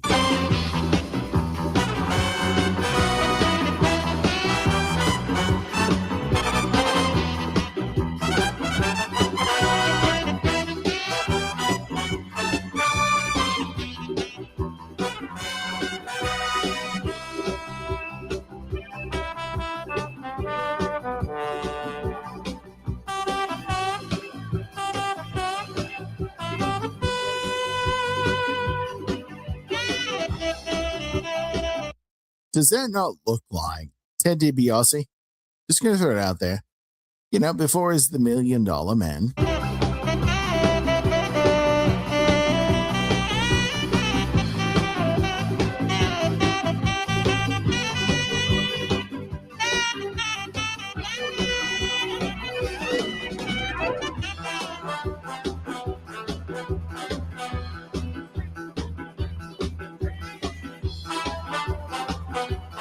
So you see what I'm saying, right? Like the woodwind, not the woodwinds, but the strings, they're like singing, like they freak, whatever. So whenever the brass is doing the thing, the orchestra has a ball playing every song, man. It's so cool.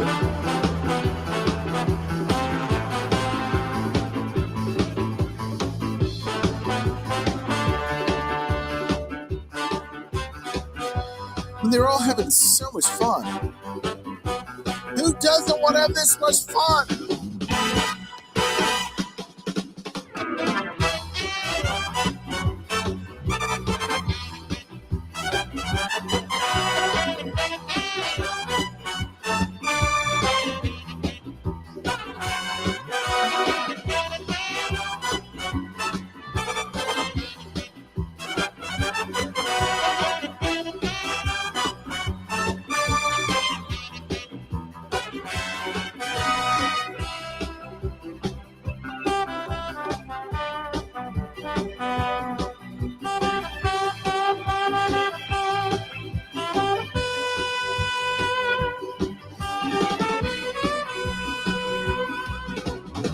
to be honest. We're going to have a moment here. We're just going to stop.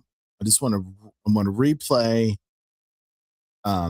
this solo, and then I'll talk about what captivates me.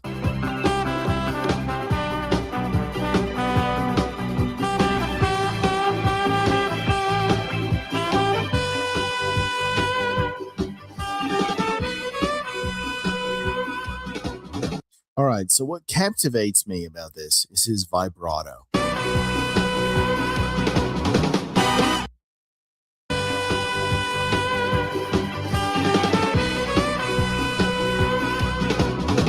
I don't know what it is. Anyone else? Just me?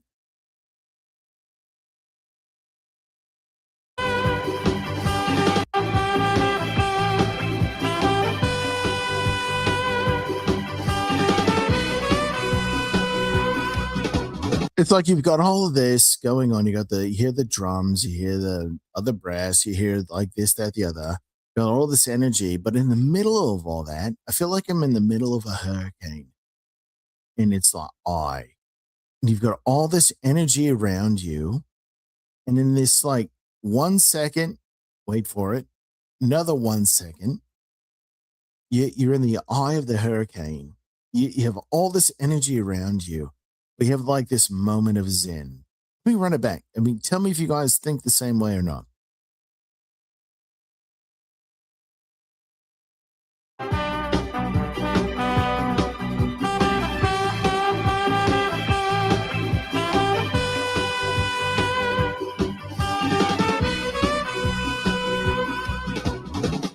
Like it just, and that's fine. If I'm the only guy, cool.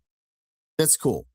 But that's what music does, right? Like that's what watching this, it could be a trombone. I'm I'm playing this because of trumpets, but I'm pulling aside this trombone player, being like, guys, this is pretty fucking cool, man.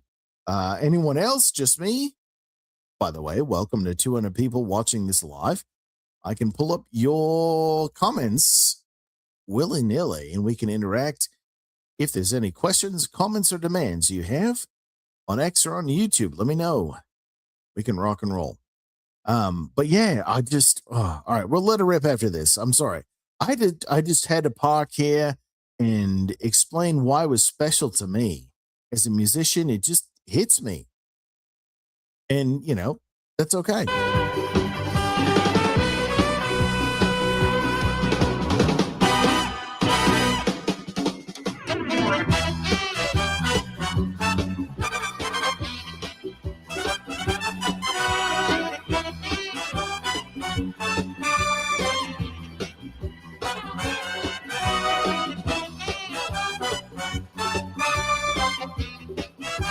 Okay, so we talked about microphones not being far away, and you can't hide mistakes. So you heard Derek do one, but then you got to soldier on and see if you can find it.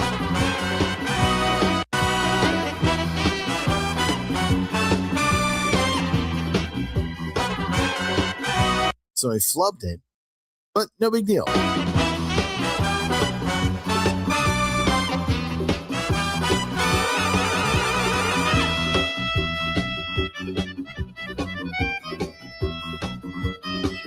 Bet you never thought an accordion could sound so cool.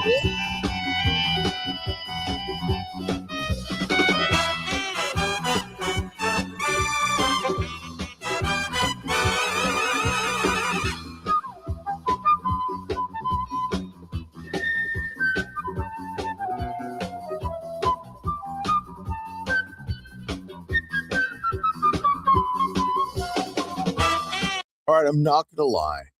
I've got to think that's where Anchorman got its inspiration from, for him to pull the flute out of his sleeve and magically be able to do a jazz concert as a flautist. All right, so here comes some badass percussion.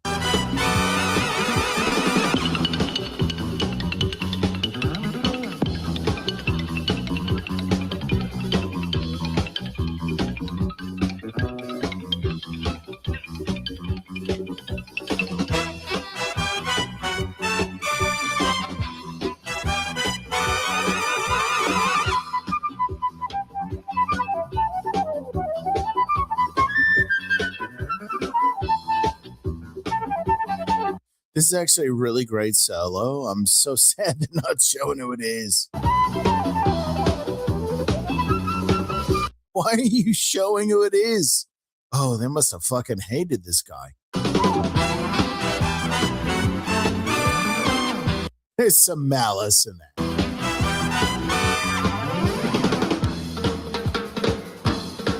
Oh, this is what I meant. Oh, this is awesome. This is fucking great. This guy not only plays the tom-toms, but he blows a whistle. We all wish we could live our best lives like this guy.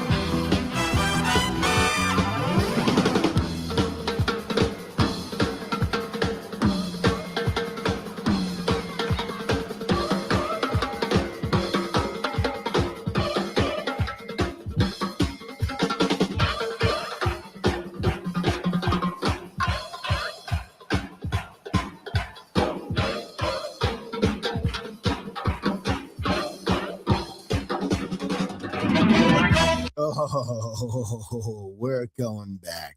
We're going back. You think we're not going back? You are sorely mistaken. Dude, where has the whistle gone? When in an orchestra environment have we seen tom-toms?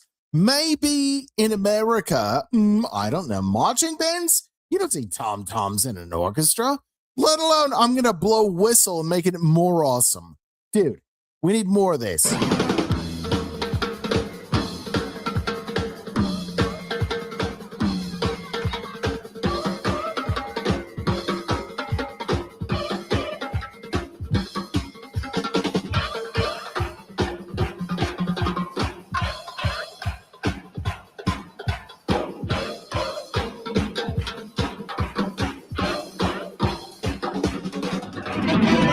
Yeah, every woman in that building just got pregnant.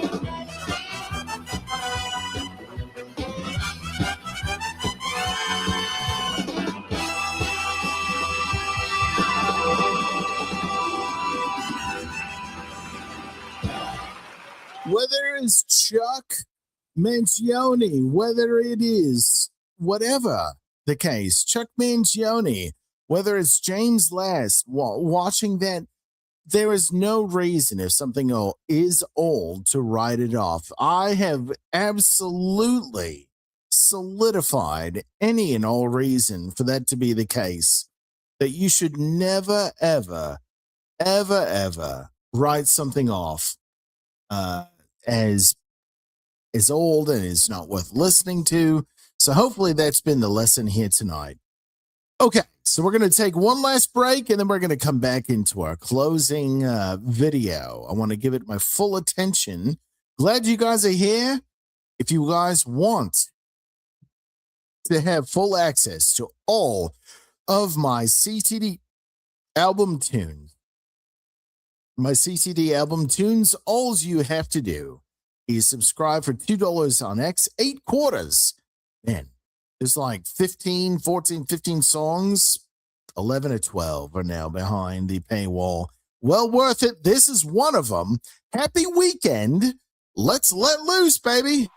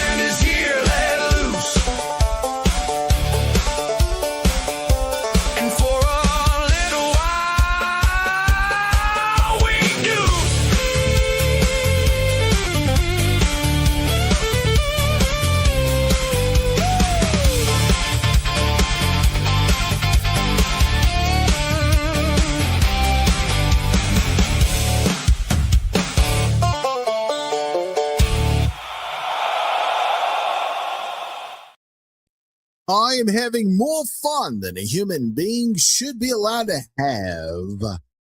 CTD here, critically thinking and drinking at your service. G'day, everyone. How you going? Good to see you all. Glad to have everyone aboard. So this is my 2.0 CTD experience, my podcast that is on YouTube and X. Excited to expand to YouTube, expanded past 100 subscribers on YouTube today. So excited for that. But man, we're going to be offering more content and excited to do so.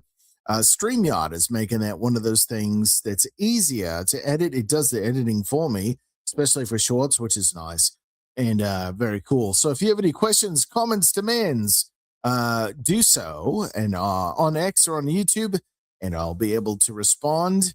If it's after the fact, I look forward to interacting on the replies, whether on X or on YouTube, in the video replies, where this shall live. I'm so glad and grateful to be able to bring the trumpet to you. I'm sharing with you people that I believe are at the peak. They're doing great things and explaining along the way why it's great, right? It's going to require hard work to learn 10,000 hours to become, an expert on something. Trumpet is absolutely one of those instruments. It's just, if you don't do it, if you don't practice, right? Let's say you play the piano or the guitar. You can hit a note on a piano or a guitar after 4 months of never playing. You can hit it. It's fine. Trumpet, you can't do that. You have to build up muscle, technique, all of that. There's so many barriers to entry. Brass instruments, very difficult. So tonight, as I show you excellence in trumpet playing and musicianship, hopefully there's a healthy respect for that, especially as we go into this last video. This is James Last again. Special place in my heart. This takes place after the world of music. This is Over the Rainbow, and this has Chuck Finley and 3 other trumpet players. I really don't want to interrupt it, but I'm obligated to, as I want to, need to point cool stuff out. But this is at Prince Albert Hall, Royal AH London, this is 2007. So I just want to put it up there. This is a great, oh my God, video. But Over the Rainbow, James Last, Chuck Finley, and other trumpet players. You are in for such a treat. You are so lucky you're catching this live or otherwise. I don't know how many other people are bringing something like this to you on a silver platter. I really don't. Okay. It's out of love for the trumpet that I'm doing this. So you're welcome. You're going to thank me in advance. Here we go. James Last, Chuck Finley and friends. Ooh, Over the Rainbow. Get ready to enjoy. This is awesome.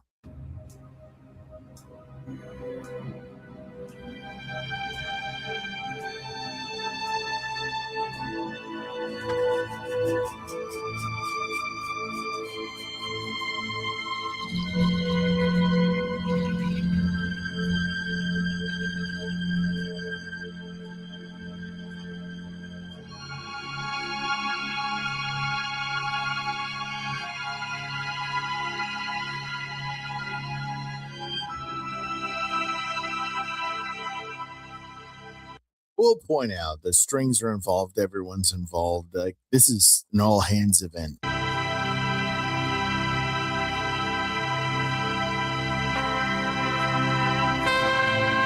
All right. So here's Chuck a few years later, right?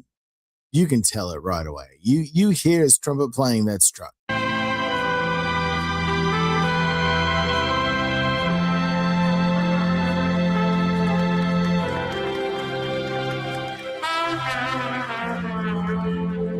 that's like it's a dun dun dun dun. There's like this like kind of messy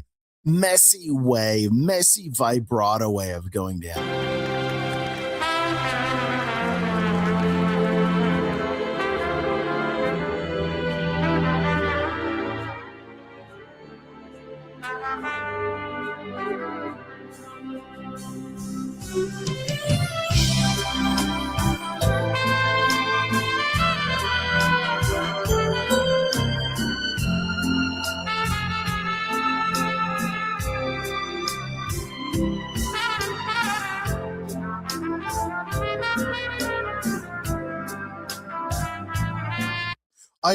I do need to apologize to you. I'm not an improvisationalist. I can't tell you what scales they're doing, what, flat, this, that, the other.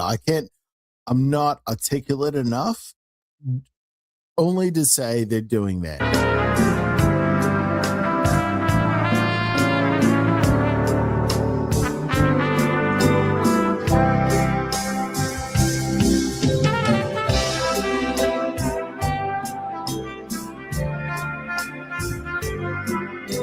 So you can tell Chuck, I'm going to just back it up here. I'm going to explain it. You'll hear it. Chuck's tone is more aggressive, right? It's like, it's more biting. And this other dude, it's definitely more mellow. See what I'm talking about? There's that biting.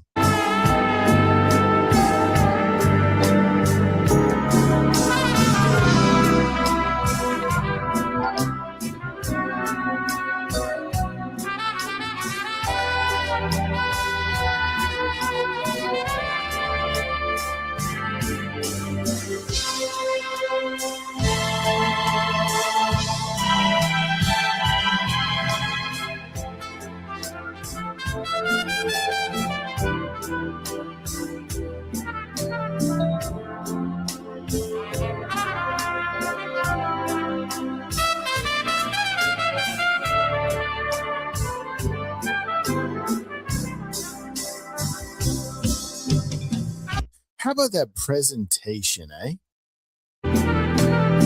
Like the overshot here, we're not going to focus so much on the vocals or just right here.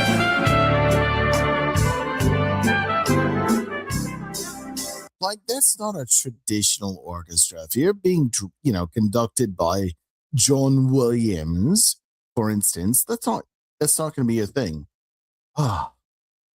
And what a fun organization. James Last. And there's no one like him right now. That's the shitty thing. There's no one putting this together. There's no one going on tour doing the same thing. He only did it for 40 years. How is there no protege? What a travesty.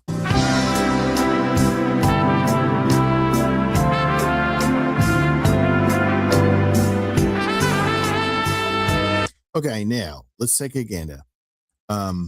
So this is a custom mouthpiece, right? You can tell there's a tilt. This is not straight. This is tilted to where he likes to hold his head and then he wants his trumpet to be up, probably a little bit of the Alexander technique. But what I can tell you for free, this is a shallow ass mouthpiece. There's not a huge cup here. So if he's looking for range, he's going to find it easy. I'm actually very, very surprised he's getting the rich sound out of his trumpet he is, if I'm honest.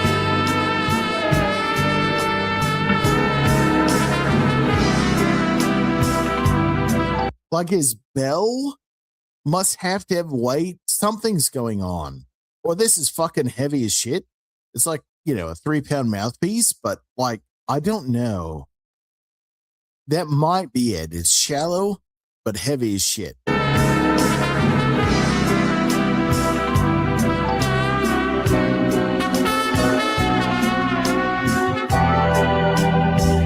Chuck's is even bent. All right, so they got the same wizard. That's different from the last time we saw him. It's different.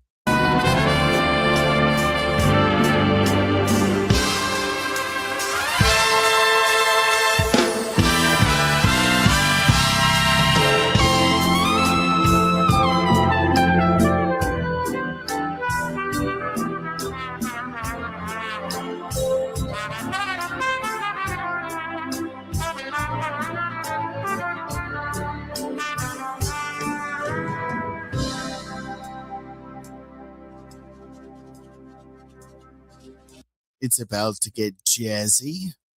I'm so, guys, gals, if you've never experienced this, I'm so excited for you right now. This is so good. Oh, it's so good. This is so fun.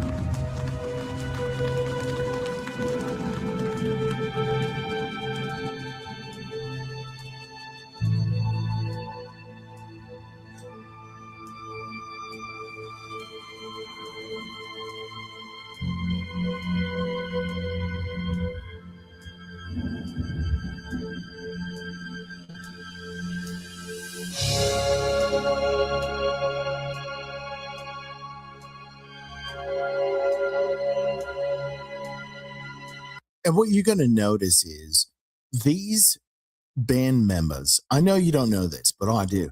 These string members, the band members I'm seeing, even the last one from Latin America, like 20 years, 30 years ago, they're old and in this band still. This is how awesome James Last was. He kept talent that long. That is a really hard thing to do, man.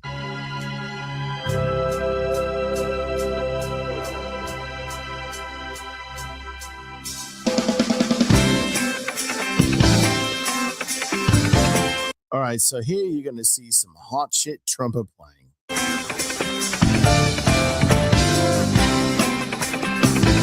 Get ready. Here it comes.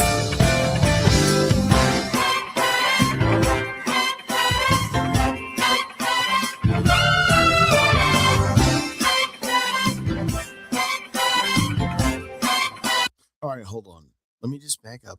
I can't say for sure. All right, so this guy right here, he might have been, right? I said a minute on his vibrato. I think that's him. To my point that James Last kept talent.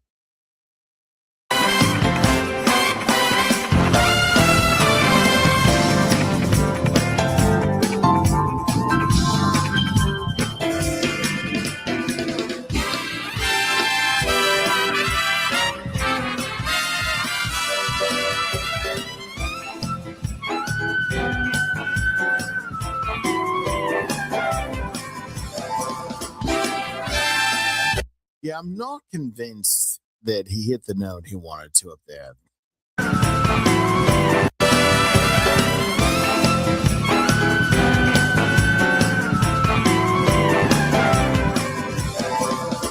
I'm pretty sure he made lemonade out of lemons. But that's the life of a professional musician. Dude, you're in front of it, Prince Albert Hall, fellow trumpet player. Dude, there's so much shit.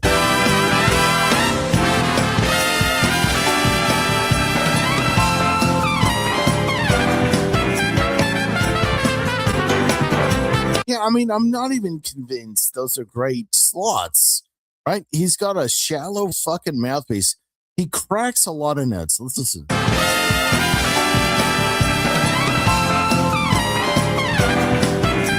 Yeah, I mean, it's like he hits the high note, but then it's a fucking slip and slide on the way down.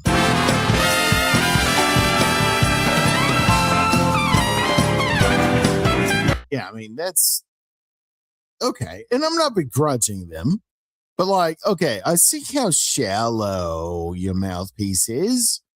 Like, I know you're trying to buy him, man, and that's range.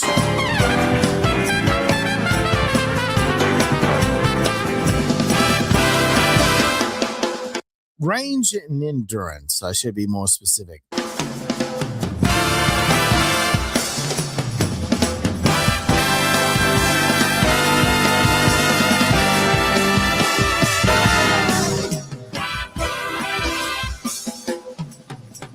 Dude, that drummer, holy shit.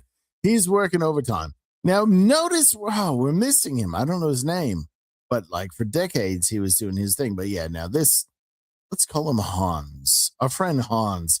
It looks like a Hans. Hans is on the drums.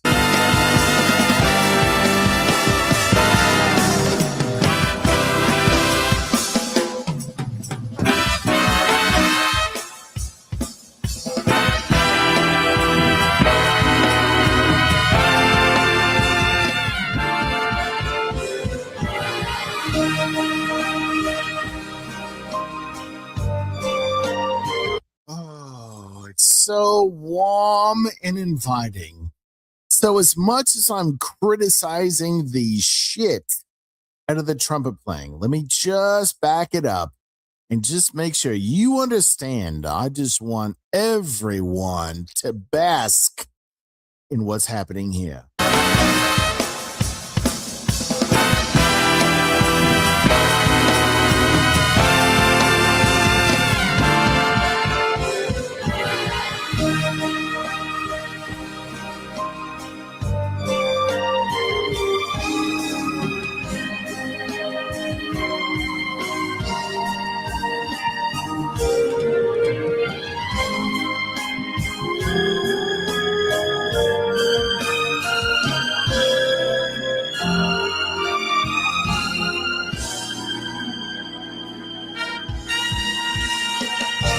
All right, so now it's going to get emotional.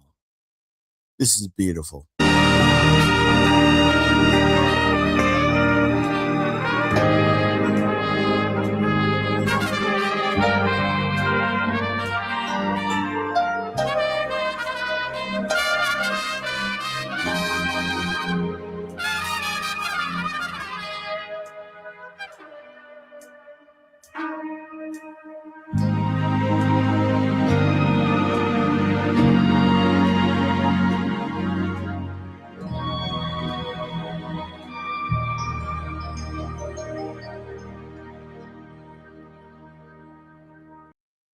Ladies and gentlemen, James Last.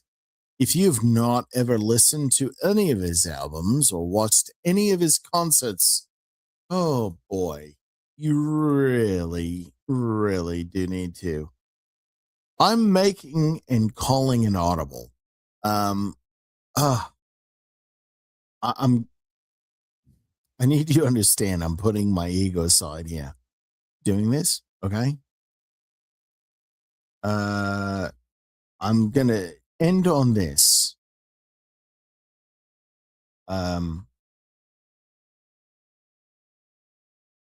Oh, if you only knew. Just I'm pulling it up. One sec, guys. Yeah, it's one. Man. All right. So what you guys need to understand is I'm doing this because I think it benefits trumpet players everywhere. The performance I'm about to display is one of the greatest performances from one of the trumpet players I respect the least. But it's that good. So it's, I feel, an act of integrity to honor this performance. And the performance I'm looking to honor, before I, let the cat out of the bag, let me give certain things. Number one, thank you for everyone that's following on YouTube and watching. I surpassed 100 subscribers today. Awesome. On X, thank you everyone for that. Appreciate your following. And those that are subscribing on X for $2. And we've got, you have access to my CTD album, but also we're doing a Tombstone watch party. If you haven't noticed, Doc Holliday, Val Kilmer is my PFP. So next space, subscriber watch party tomorrow, which is Saturday. For everybody else watching this after the fact, means nothing to you. So let me just get back to it. Chris Bodie.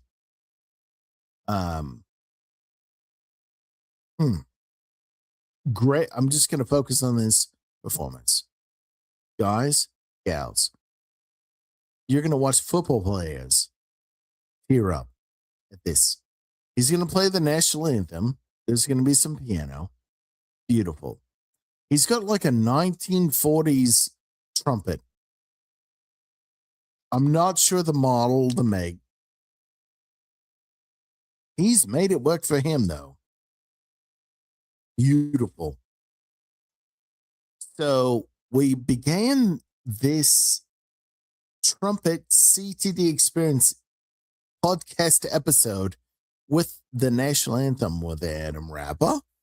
Let's end it with a national anthem. I think that's a good bookend with Chris Bodie. So let me bring it up. I am not going to interrupt it. We're just going to let it play. I'll make comments at the end, then we'll bow out. So much fun. Man, we're at 2 hours and 40 minutes tonight here. We've been rocking and rolling on the trumpet thing. So grateful to have over 220 people check this out live. This will be on YouTube and X as a vid, and much more than that. Chris Bodie. Here we go. Not going to interrupt. I'm just going to let it rip. Enjoy. Your hats. Presenting our colors are members of the Teaneck Police Department. Please remain standing and join Grammy Award-winning artist Chris Bodie as he performs our national anthem.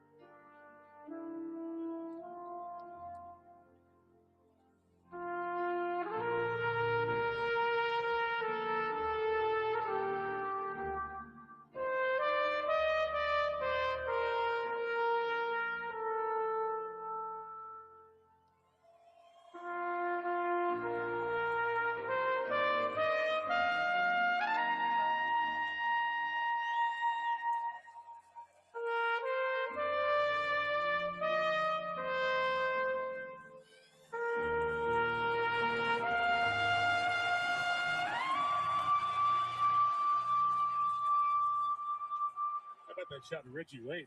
Wow. Coverage. Okay, so let's talk about this. I don't have a whole lot. I want to find the moment where I'd like to think it ceased becoming everyone's national anthem and then became Chris's. A second.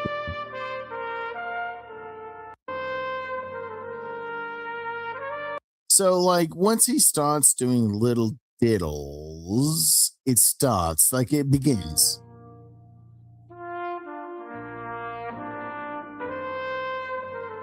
So he does a little bend, little trill.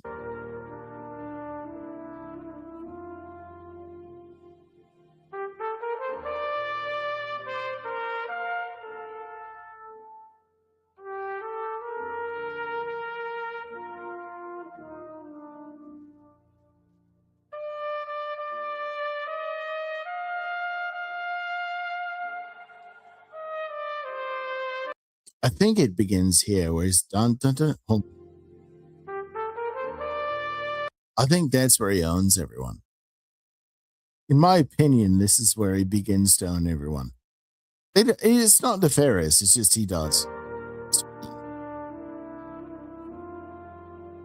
So, like, okay, let's erase what we just heard. Let's clear it out of our cranium. And let's just listen. Dun, dun, dun, dun, dun. Like, I feel like it's at this moment, right? You just like, whatever the brainwashing. It sounds so bad. No, but Chris says, hey, guys, I have a take on this. And come with me, I think is the most generous take. Hey guys, come with me. Let's go. Let's go with that thought.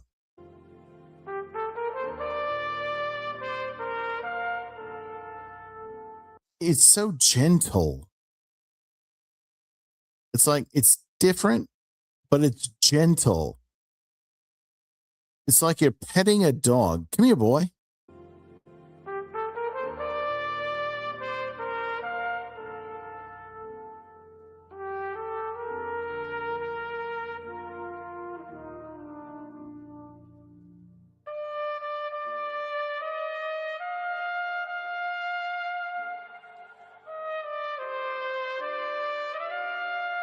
Another like Brana.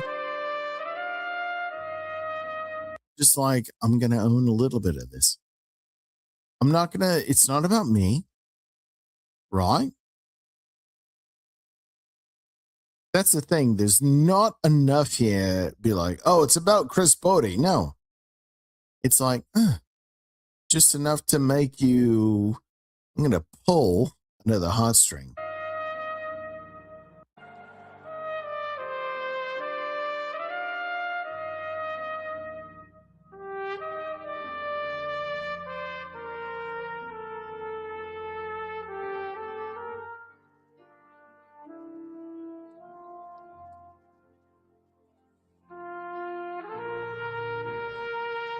I mean, at this point, everyone's like lulled.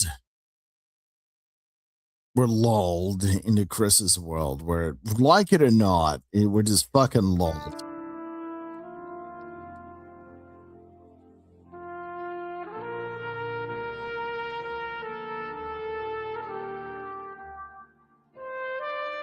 Like, I just feel like you can have the highest of God, but at the end of it, you're like, oh shit, this is great.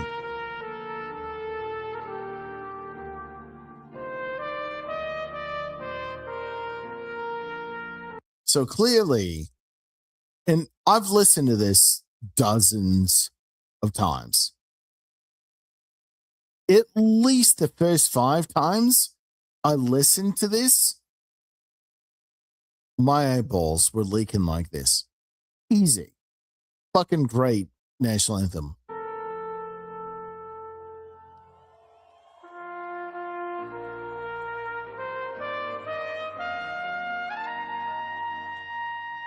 So he hits that in tune, let's be honest. Okay, so he's not going super high, but he's ish. Right? But this is the beauty of playing the trumpet. And you can bring some high notes with some beauty. Who doesn't want someone to feel like this? Oh, beautiful. All right, now I'm going to warn you. His final note is abomination. He finally pulls it up, but not great. But it's a demonstration of the lack of trumpet technology. Mouthpiece, trumpet, something. Chris is OG, and he's having to do everything in his power to salvage whatever he just did, the spell he just cast. He just almost completely fucked it up.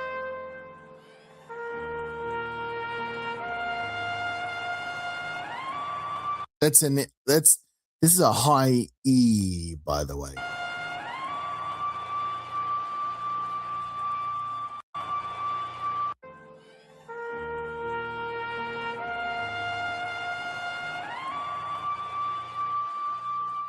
He gets there. He didn't start there, but he gets there.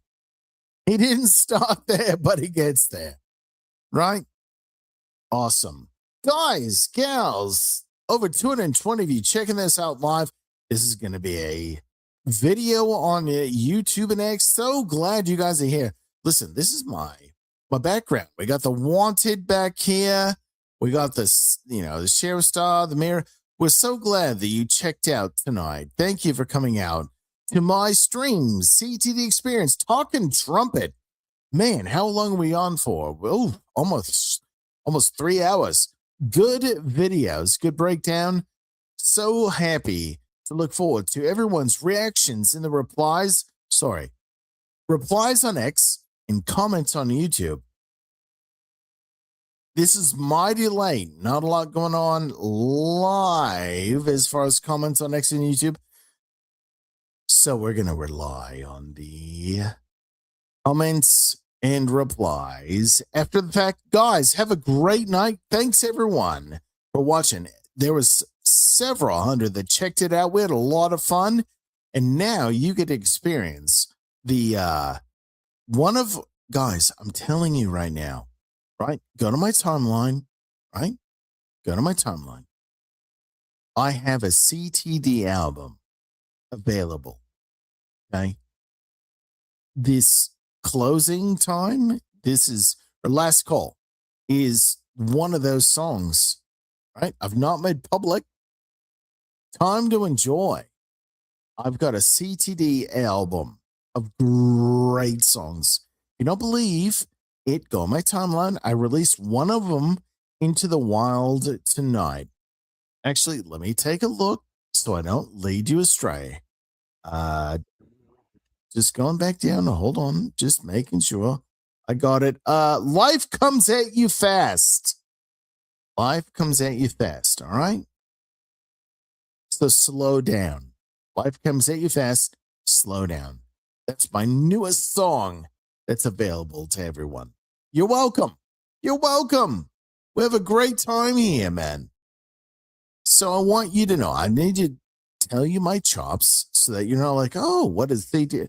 Oh, no, this album, what's it? Dude, I know what I'm doing. It's fucking great.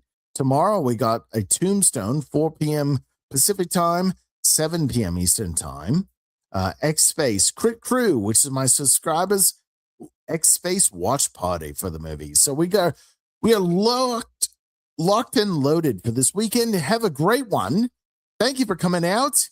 And here it is, last call, available to my subscribers if they choose to put 8 quarters into the machine, otherwise known as $2 on X. Hey, guys, gals, thanks for showing up. We'll catch you on the flip side. Until next time, I'm CTD, critically thinking and drinking. G'day. How you going? We'll catch you on the timeline.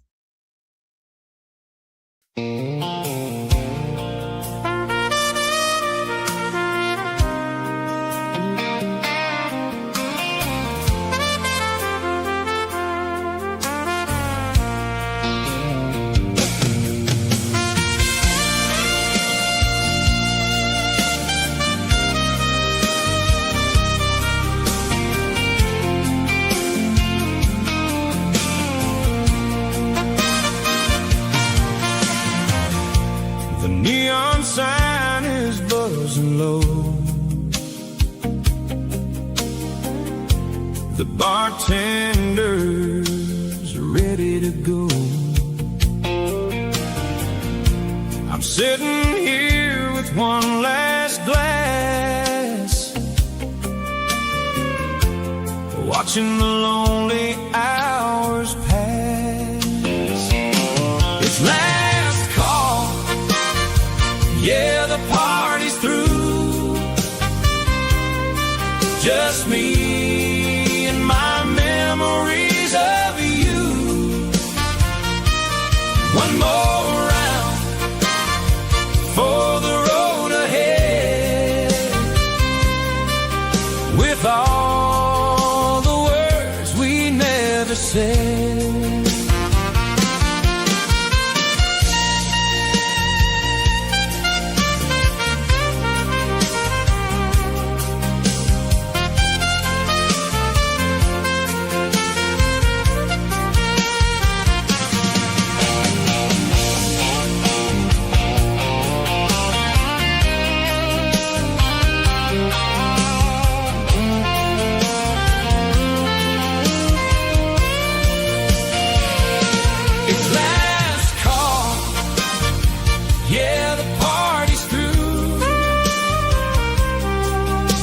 me and my memories of you. One more round for the road ahead, with all the words we never said. Last call,